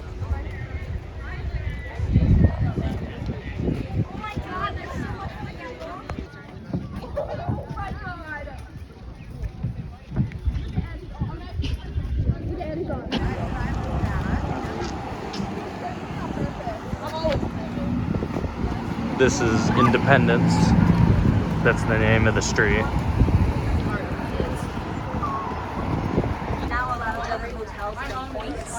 We're at the United States Botanic Gardens.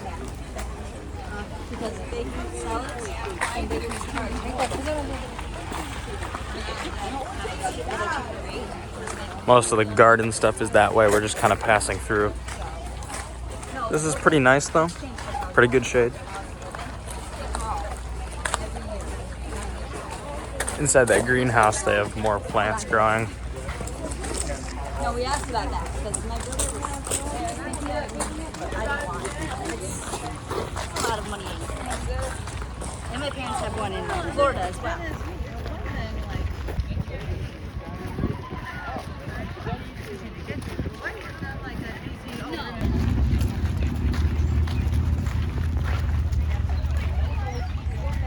That's it. We pulled them out of school, but we got working because that's when we saw it. Oh, so she needs to go. Right there. They said that you could join. Yeah, but that's a good program too. Yeah, Mr. Barking. We did just do it. Right, yeah. That gets to be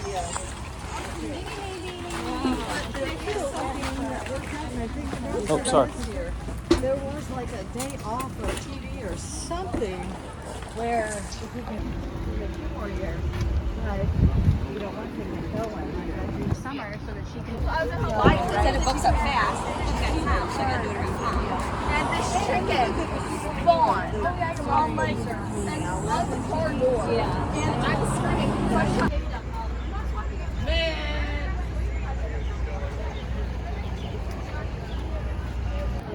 Library of Congress.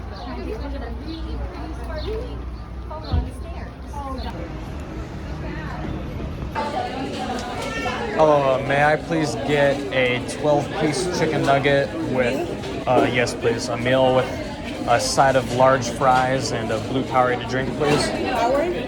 Yes, please. Large soup? Yes, please. And then one more thing. May I please get a number 1, just an entree? And that'll be it. You need any sauce? No, thank you.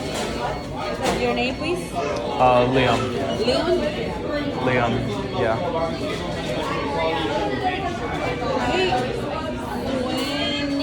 20. Alright, sorry, that's some change.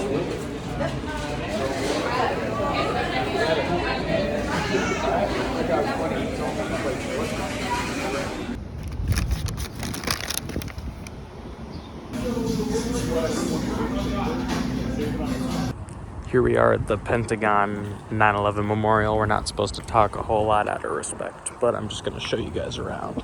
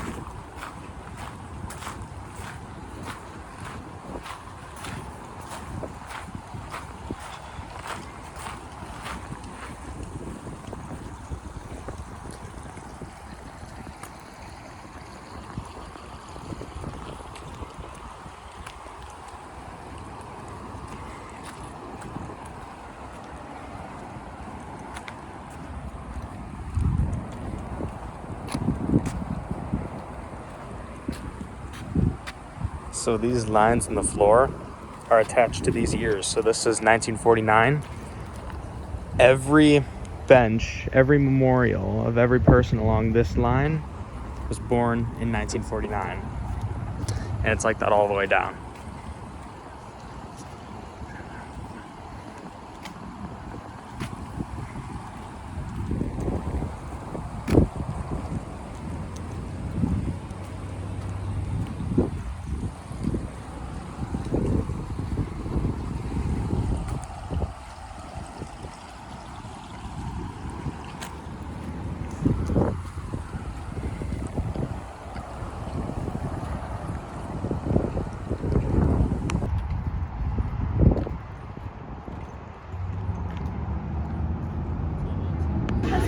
Alright guys, we're right by Reagan National Airport, so as you can see here, the planes come in and they fly pretty low.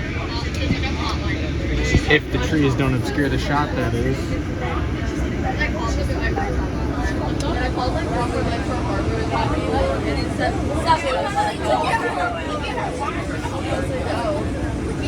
You might be able to see it top the trees, let's find out.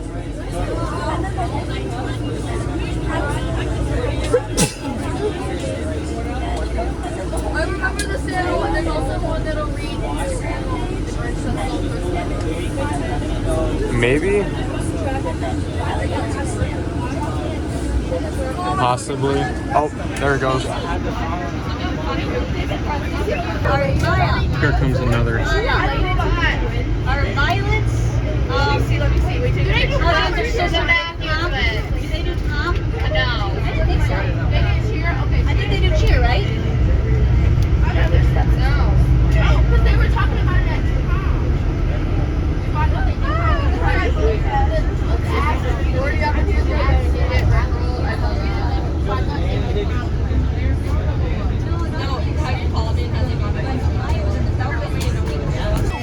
Now we're on our way to the White House.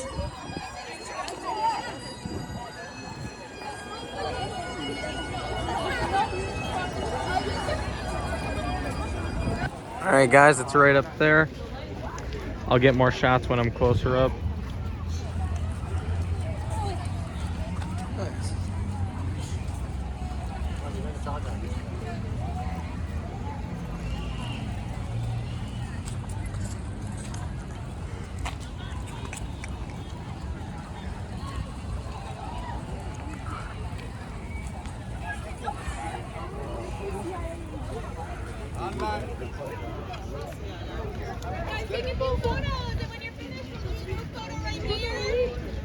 There it is.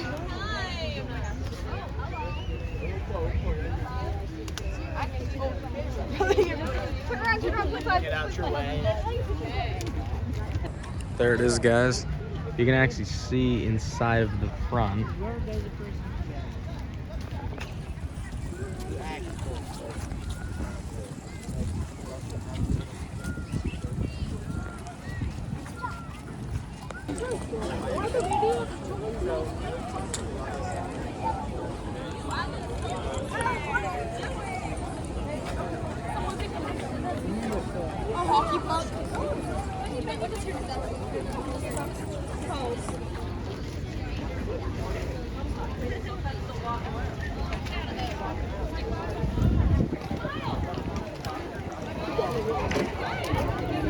We're walking towards the lawn, or the fence in front of the lawn, rather.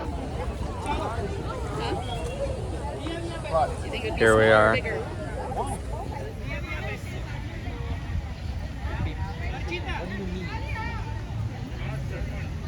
If you get closer, something. Ooh, something's going on over there.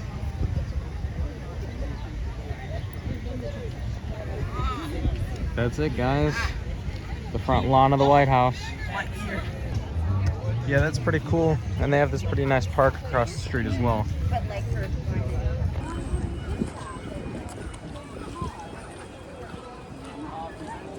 There's the Washington Monument behind those trees.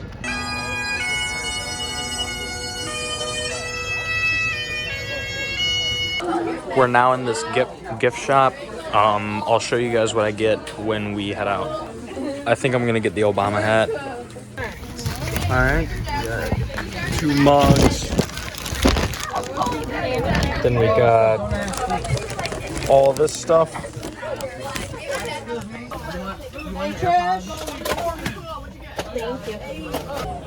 All right, now we're at the Martin Luther King Jr. Memorial.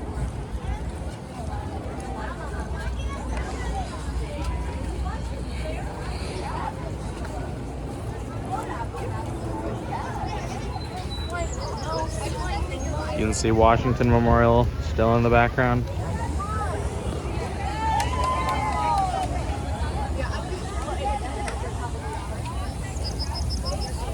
And there's quotes all down this wall.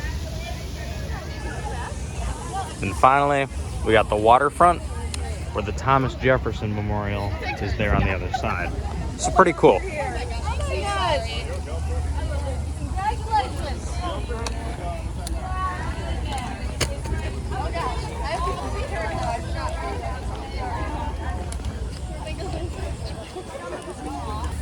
Here are those quotes I was talking about.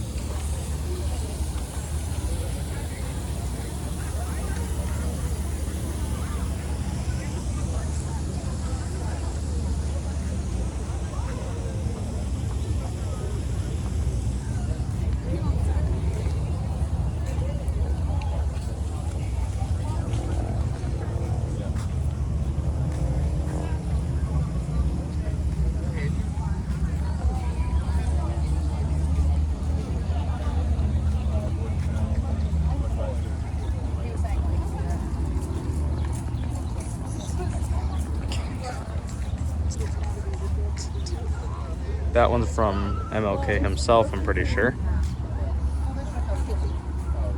These might all be, I'm not quite sure. Yeah, these might all be by him. Here's the waterfront.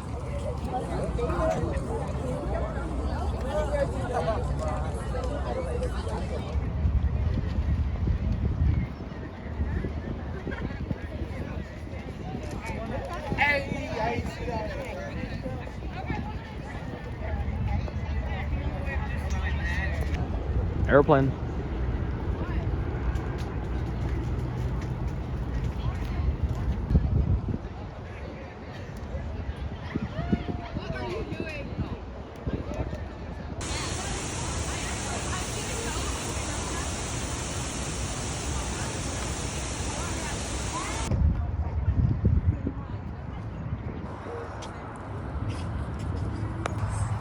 All right, we are going up to the Jefferson Memorial.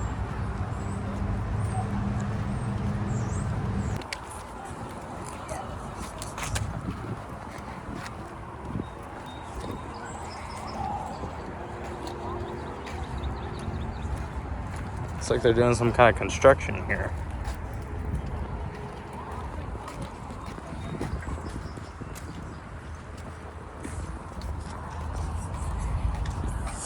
Ooh, you can see the Washington one.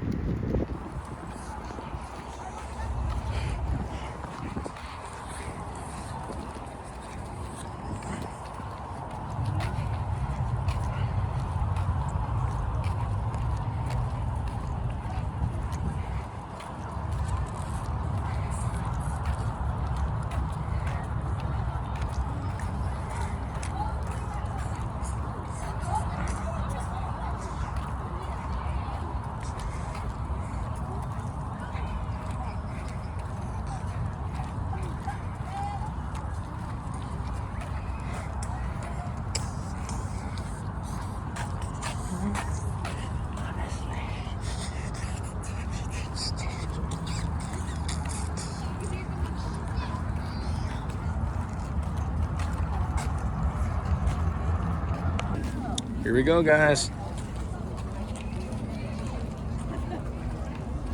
A nice waterfront view over there. Actually gonna get a picture. That is really nice. And then we got the monument there.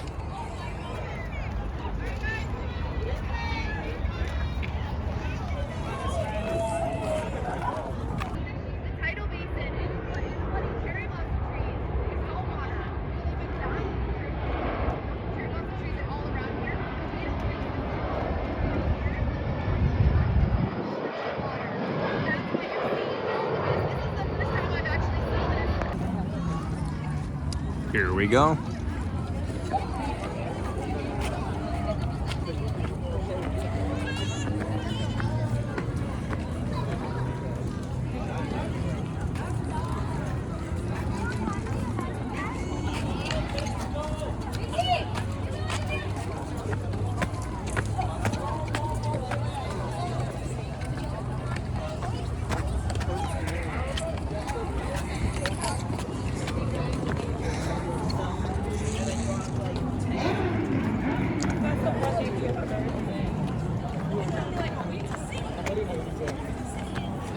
Ready to see Thomas Jefferson, guys?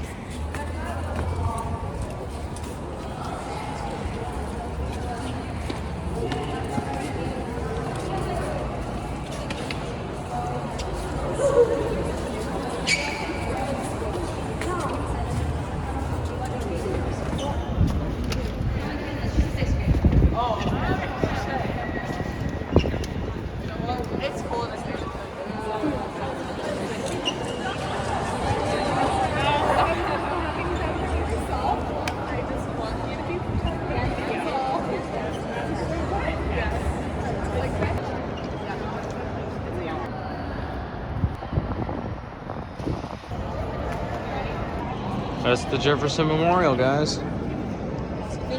I'm gonna try and get a panorama real quick before I leave.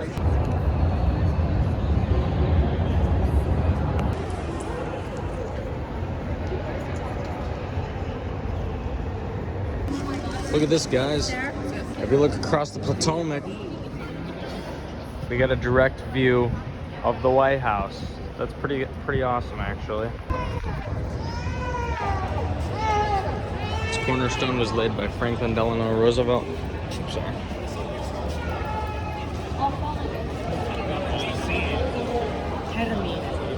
Now we're gonna walk down it. There's our last look at Jefferson. Ooh, that's a nice view.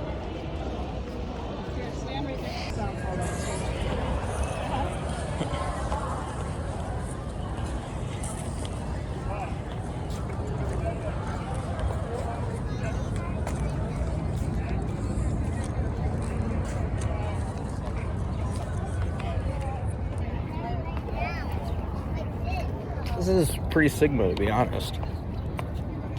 We're walking up to the Lincoln Memorial, and I just got a picture of a plane right above it.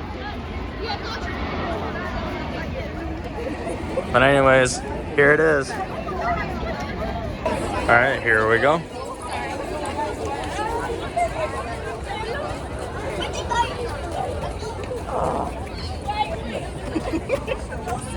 Maybe. Bro, did you guys just hear that? What the frick?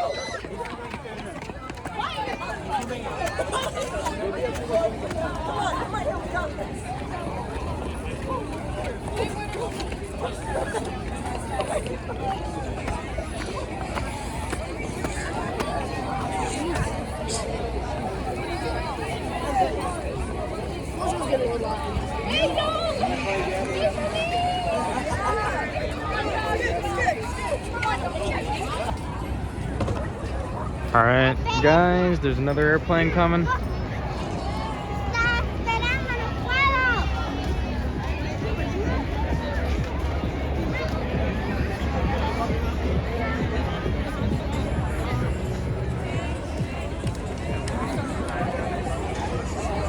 There it goes.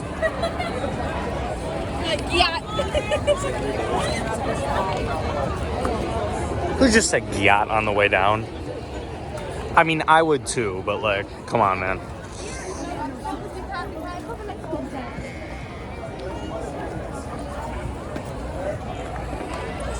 There's Lincoln, guys. There's Lincoln. Michael saying yacht. I'll get your back. And this time.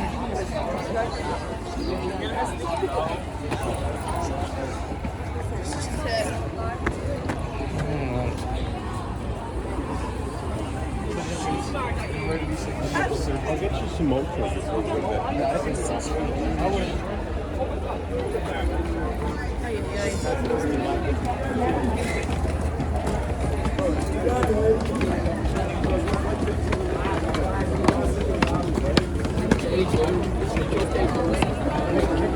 boys, enjoy the trip then.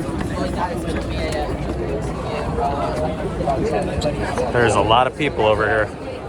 That's for sure.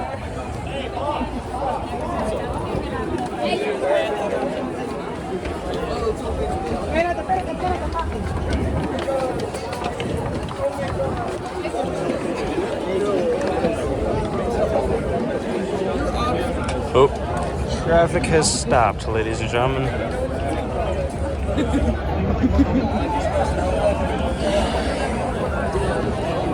All right. This appears to be very crowded, so I'm not sure how many selfies I can take, but I'll try and get pictures of like Lincoln and the writing on the wall. Here, I'll lift you over my head.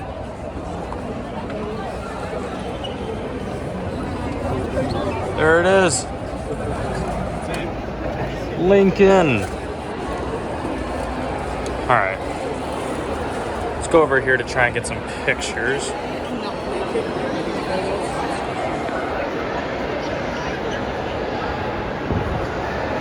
Not sure how well that can be seen, but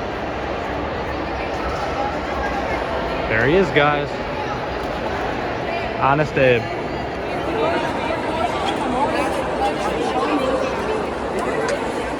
All right, see ya, Abe. I'm gonna head back down. I might not film on the way down because of the amount of people, but I'll record next time something interesting happens. Look at that, guys. We got the Washington Monument with the Capitol right behind it. That is beautiful. Absolutely beautiful.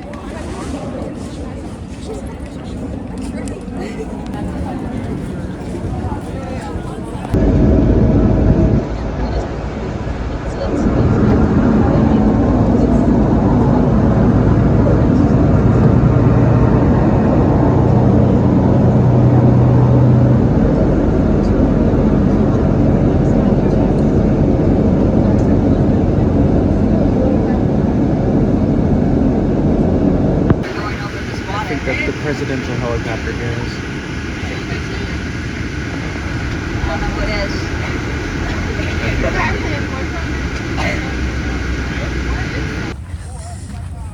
Oh, yeah, look from one end to the other. This is the National Mall. So there's the Capitol. There's the Washington Monument. And behind it is the Lincoln Monument.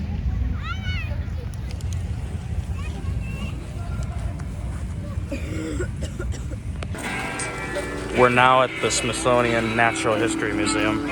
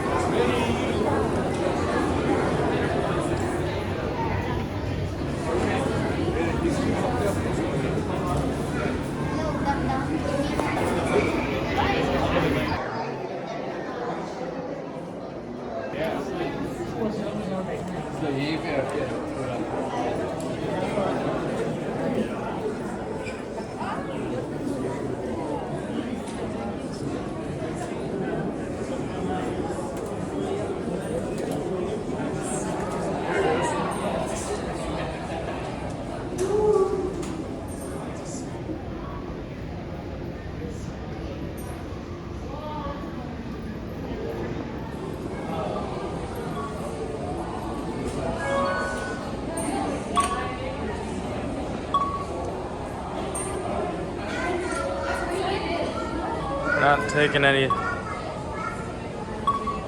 I'm not sure actually. Oh, it's just telling me a bit about it. All right, I figured out what it is. Oh, it copies my expression.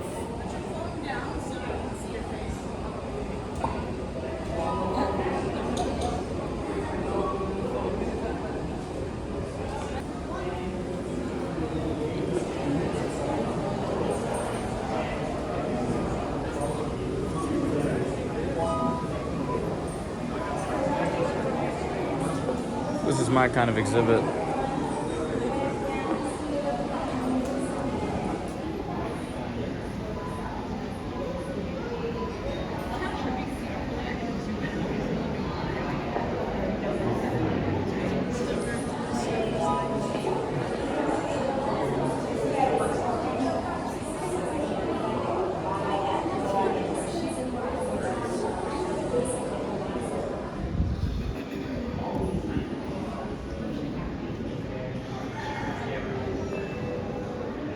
Hey, long time. How are you doing?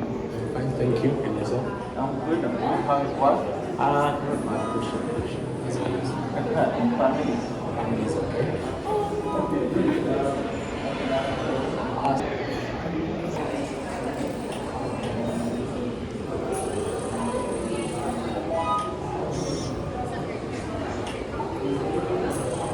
Those are, I think those are all the whatchamacallit, elements used inside your phone.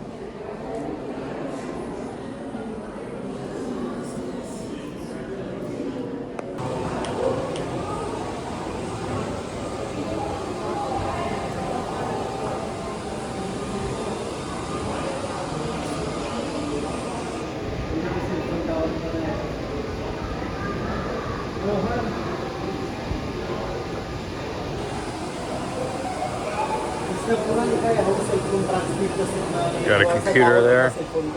What equipment they install.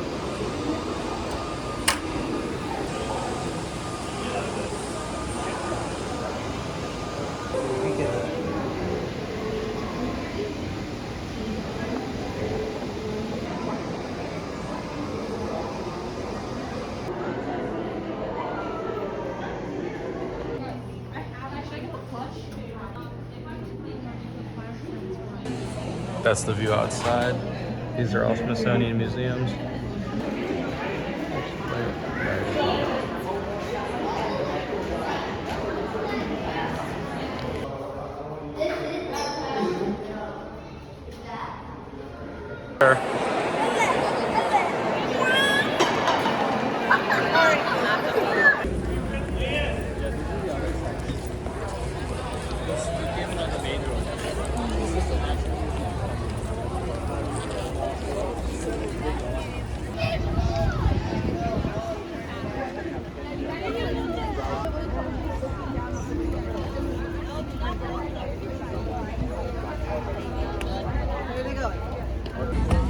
This right here is the Museum of African American History and Culture.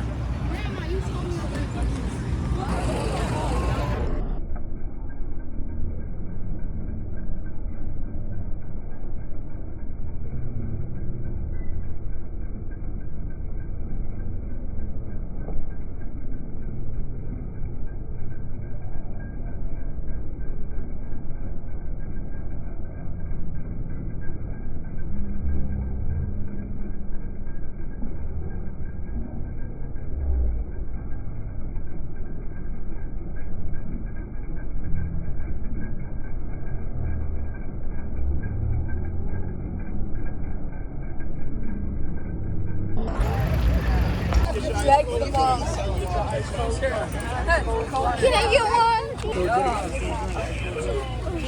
That's cold water, guys.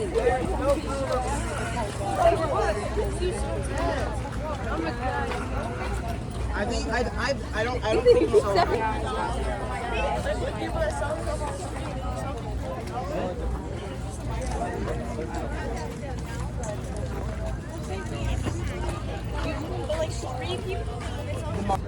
There's a view back at the African American History Museum. That's one of the Smithsonian museums.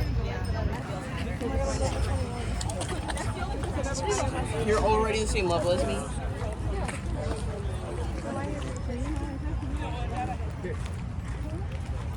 We're until 25. See Arlington in the background. Oh yeah.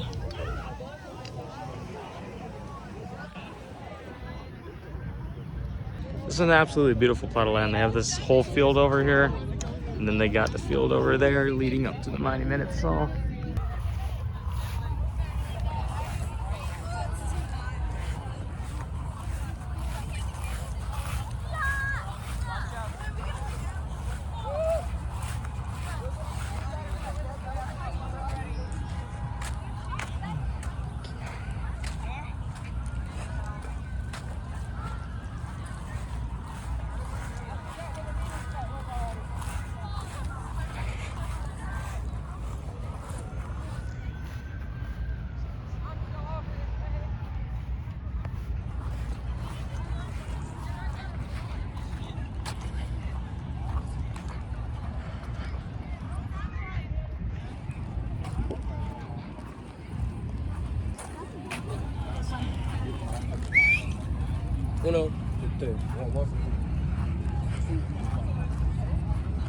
Here we go. Washington Monument. That is insanely tall.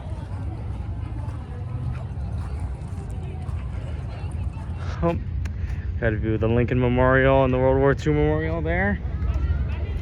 And then a view of the Capitol over there. There you go. Now you can see the Capitol.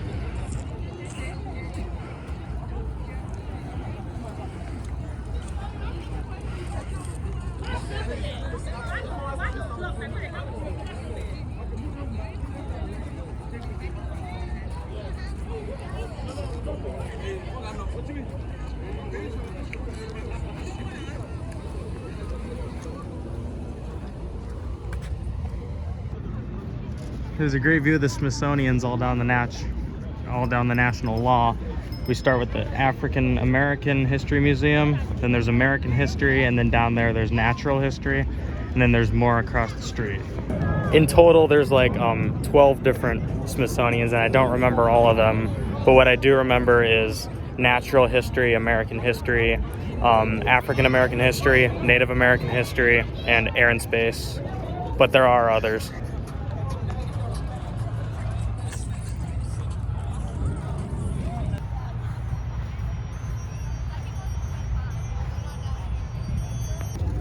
Another airplane. Look at what's over. This is the Vietnam Memorial, but they've instructed us not to talk.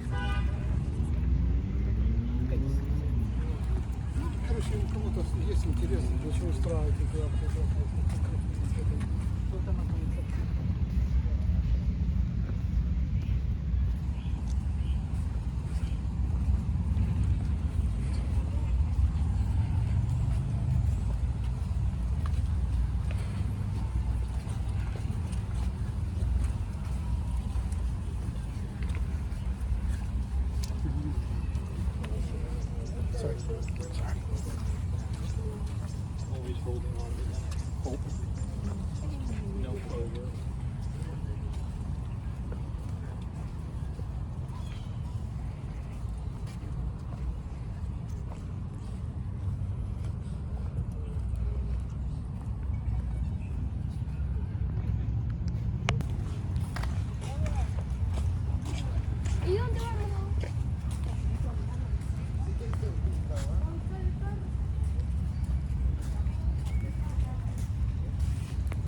This is the Korean War Memorial.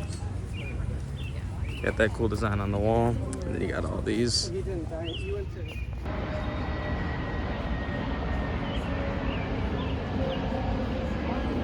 All right, guys, we drove about half an hour. Now we're at the Smithsonian Air and Space Museum.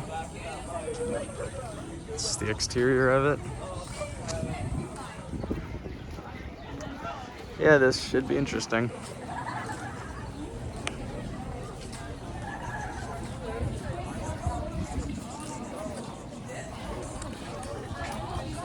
There are all these benches out here.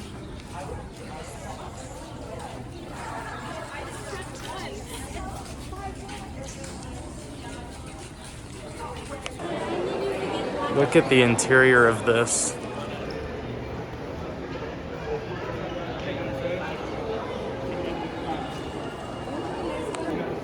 These are the names of people and companies who have contributed to this museum.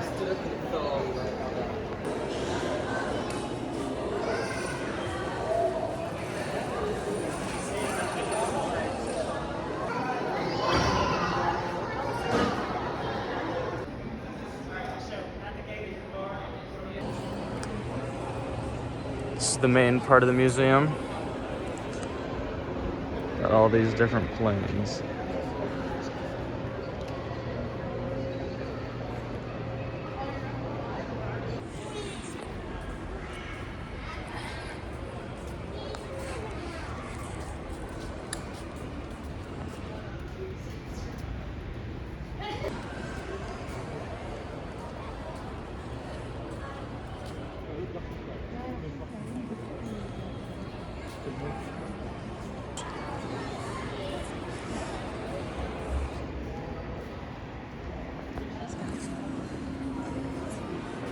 Ooh, an engine.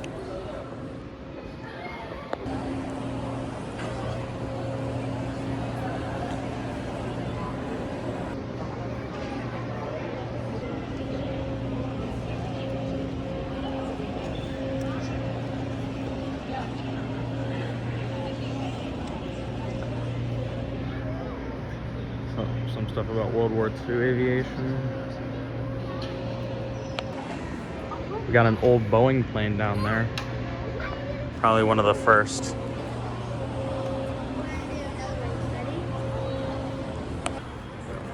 There's a bomb right up there.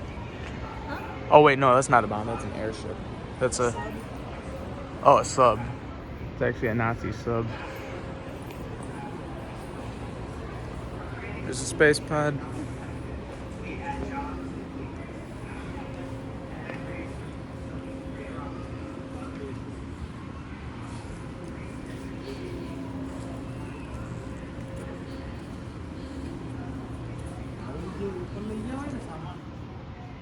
There's some more planes up there. And ooh, it's an astronaut.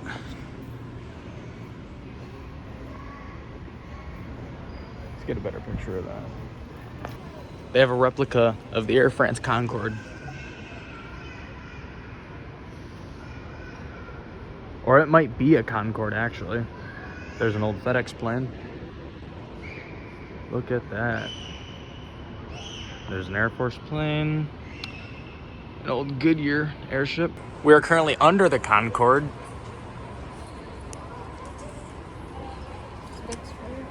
There we go.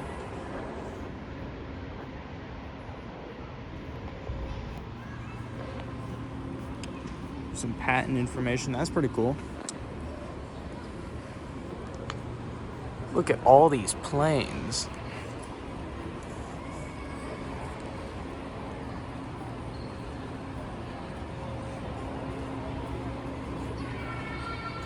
It's a donation box. A Boeing 707. It's pretty old.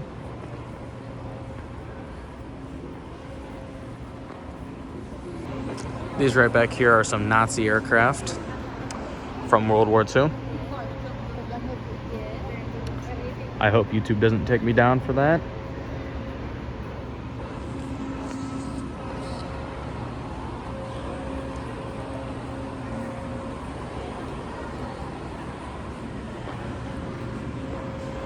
Ooh, you can see inside the cockpit there.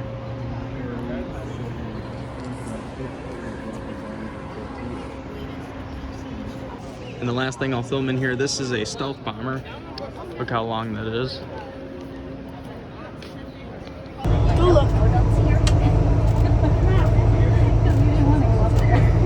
Bro, why is my phone doing that? I'm trying. Literally here. I'm gonna get it. What's up, guys? I'm back at the hotel. This is the end of the third day. Tomorrow we're gonna be driving back home and then hitting the Pittsburgh Zoo. Just wanted to update you guys that yes, I did keep this from the Capitol bathroom yesterday. I think what I'm gonna do is I'm gonna sign the box, so then one day when I become famous on YouTube, I will auction it off and it will be worth money.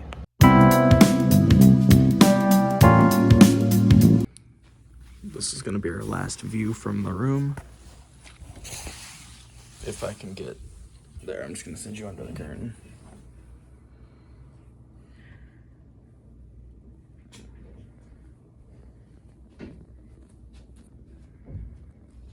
Hey! Watch it, Charlie. That's the most sweetest girl in the world. No. She told Charlie.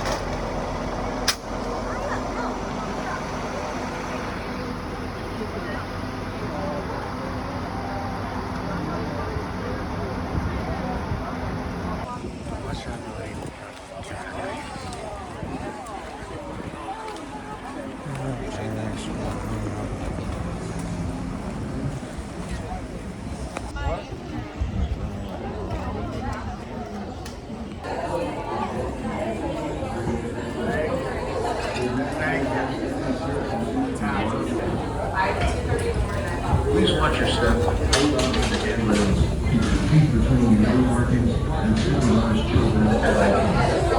This is Prime Pittsburgh and Joe Manganiello. Hello, and welcome to the Pittsburgh Zoo and Aquarium. Your visit today helps animals here at the zoo for wildlife around the world. Whether it's rescuing and rehabilitating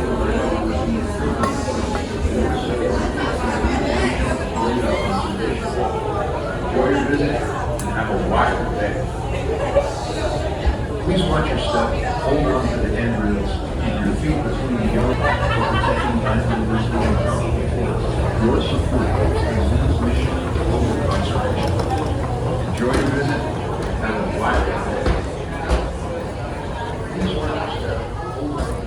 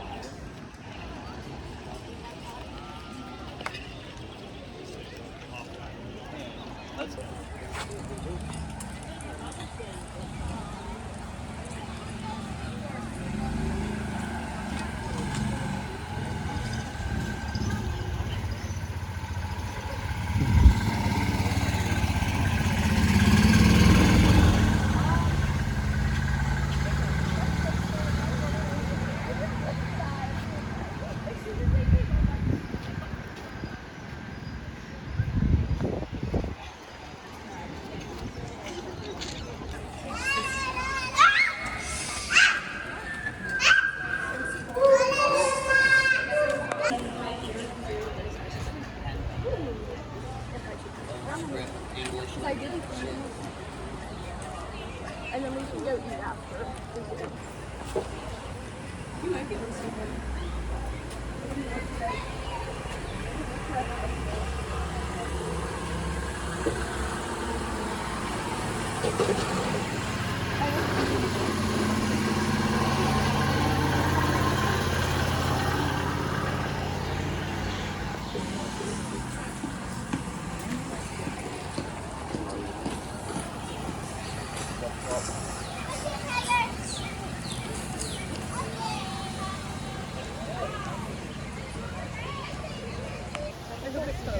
Tiger. Oh my god.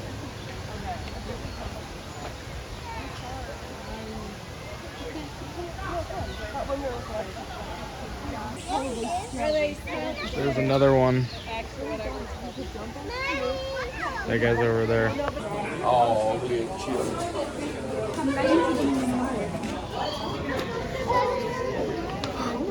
It's a red panda. Oh, there's another one. There we go.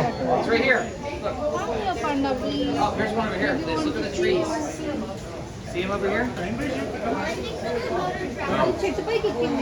here. He's got that little bird chilling.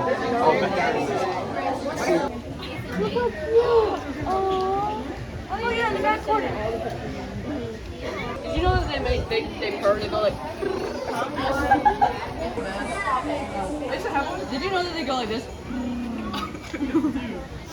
That's enough. Enclosure.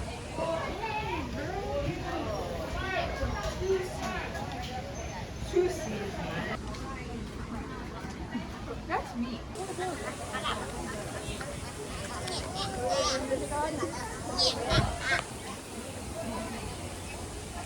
Here's some flamingos.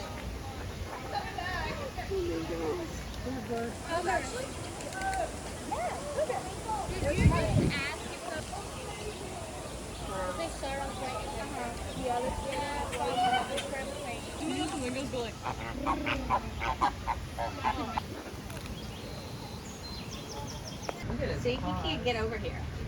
There's a window. There's a tiger behind the glass. Okay. Okay. You want to stand here so you can take a picture? No. Yay. No me. Fair enough.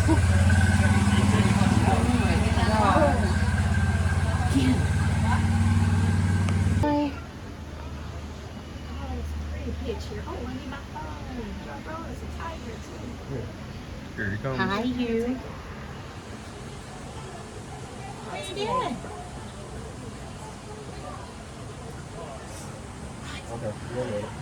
Try. Hey, try. Stand in front of the.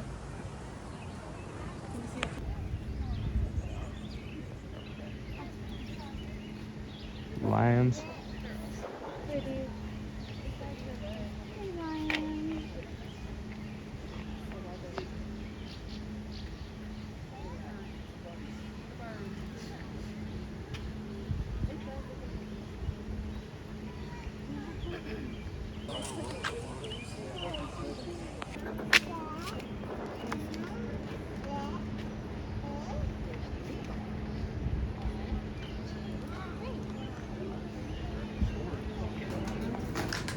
These are leopards, You see the leopard? Yeah, nasty toenails. aka Ruby in the Wild. Make it really. Look at the leopard. They can do quite a bit of damage to this thing. Oh, there's 3. There is 3. And then the state of Pennsylvania is usually. It's an ostrich.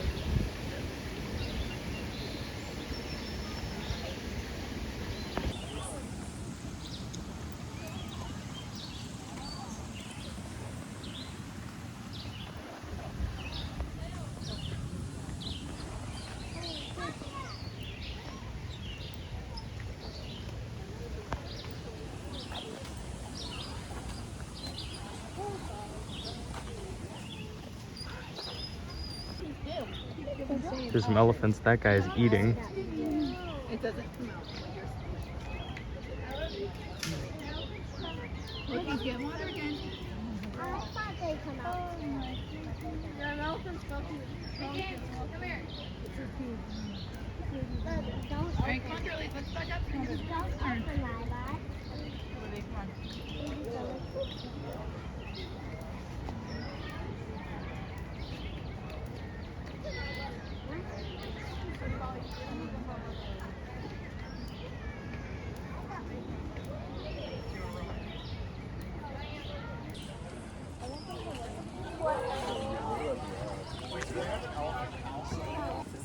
It's a giraffe.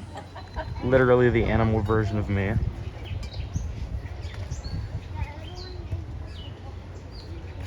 That guy looks pretty Sigma right now.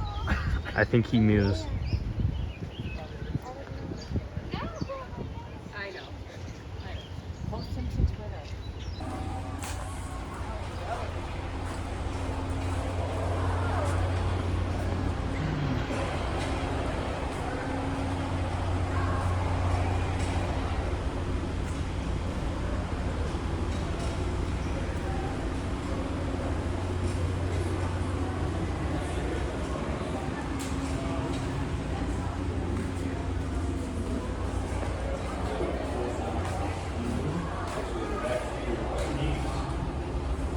Lemur.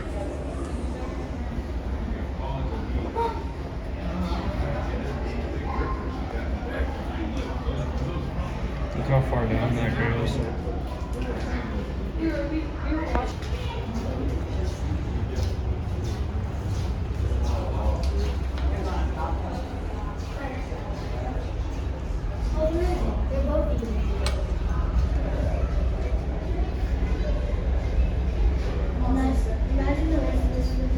You can see his tail up there.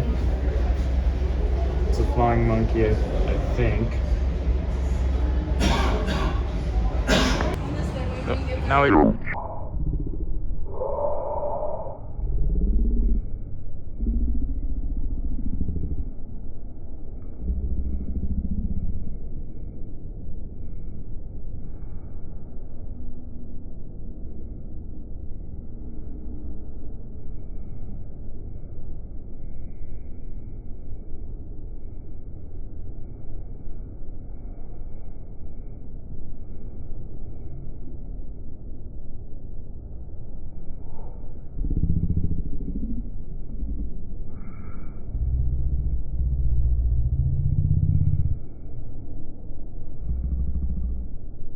They're up there.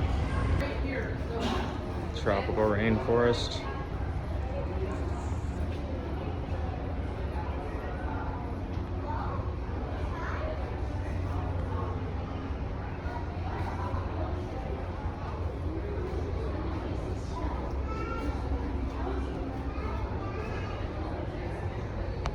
Look at these guys down here.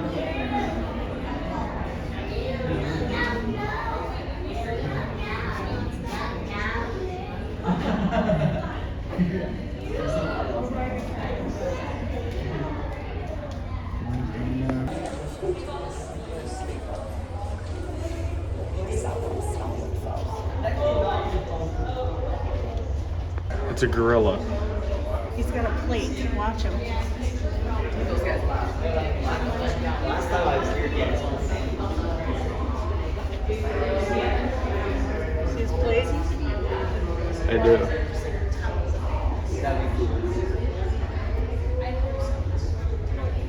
Jimmy's getting his lunch. You see him, man? It's just so human-like. Like its pose. I don't know. It's like kind of creepy. Girls kind of feel the most creepiness. I just kind of.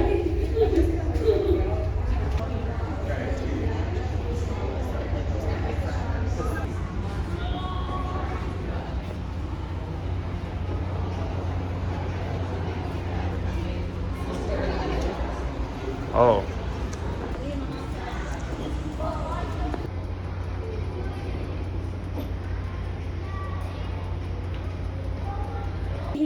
There's some baby girls. Are they playing a song or something? See that one over there? Yeah.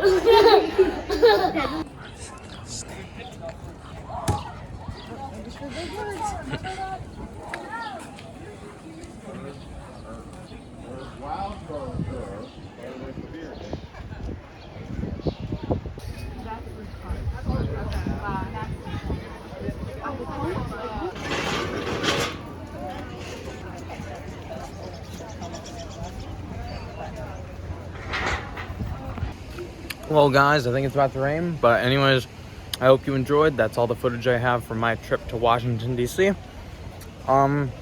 Make sure to like and subscribe, and I'll be making more content soon.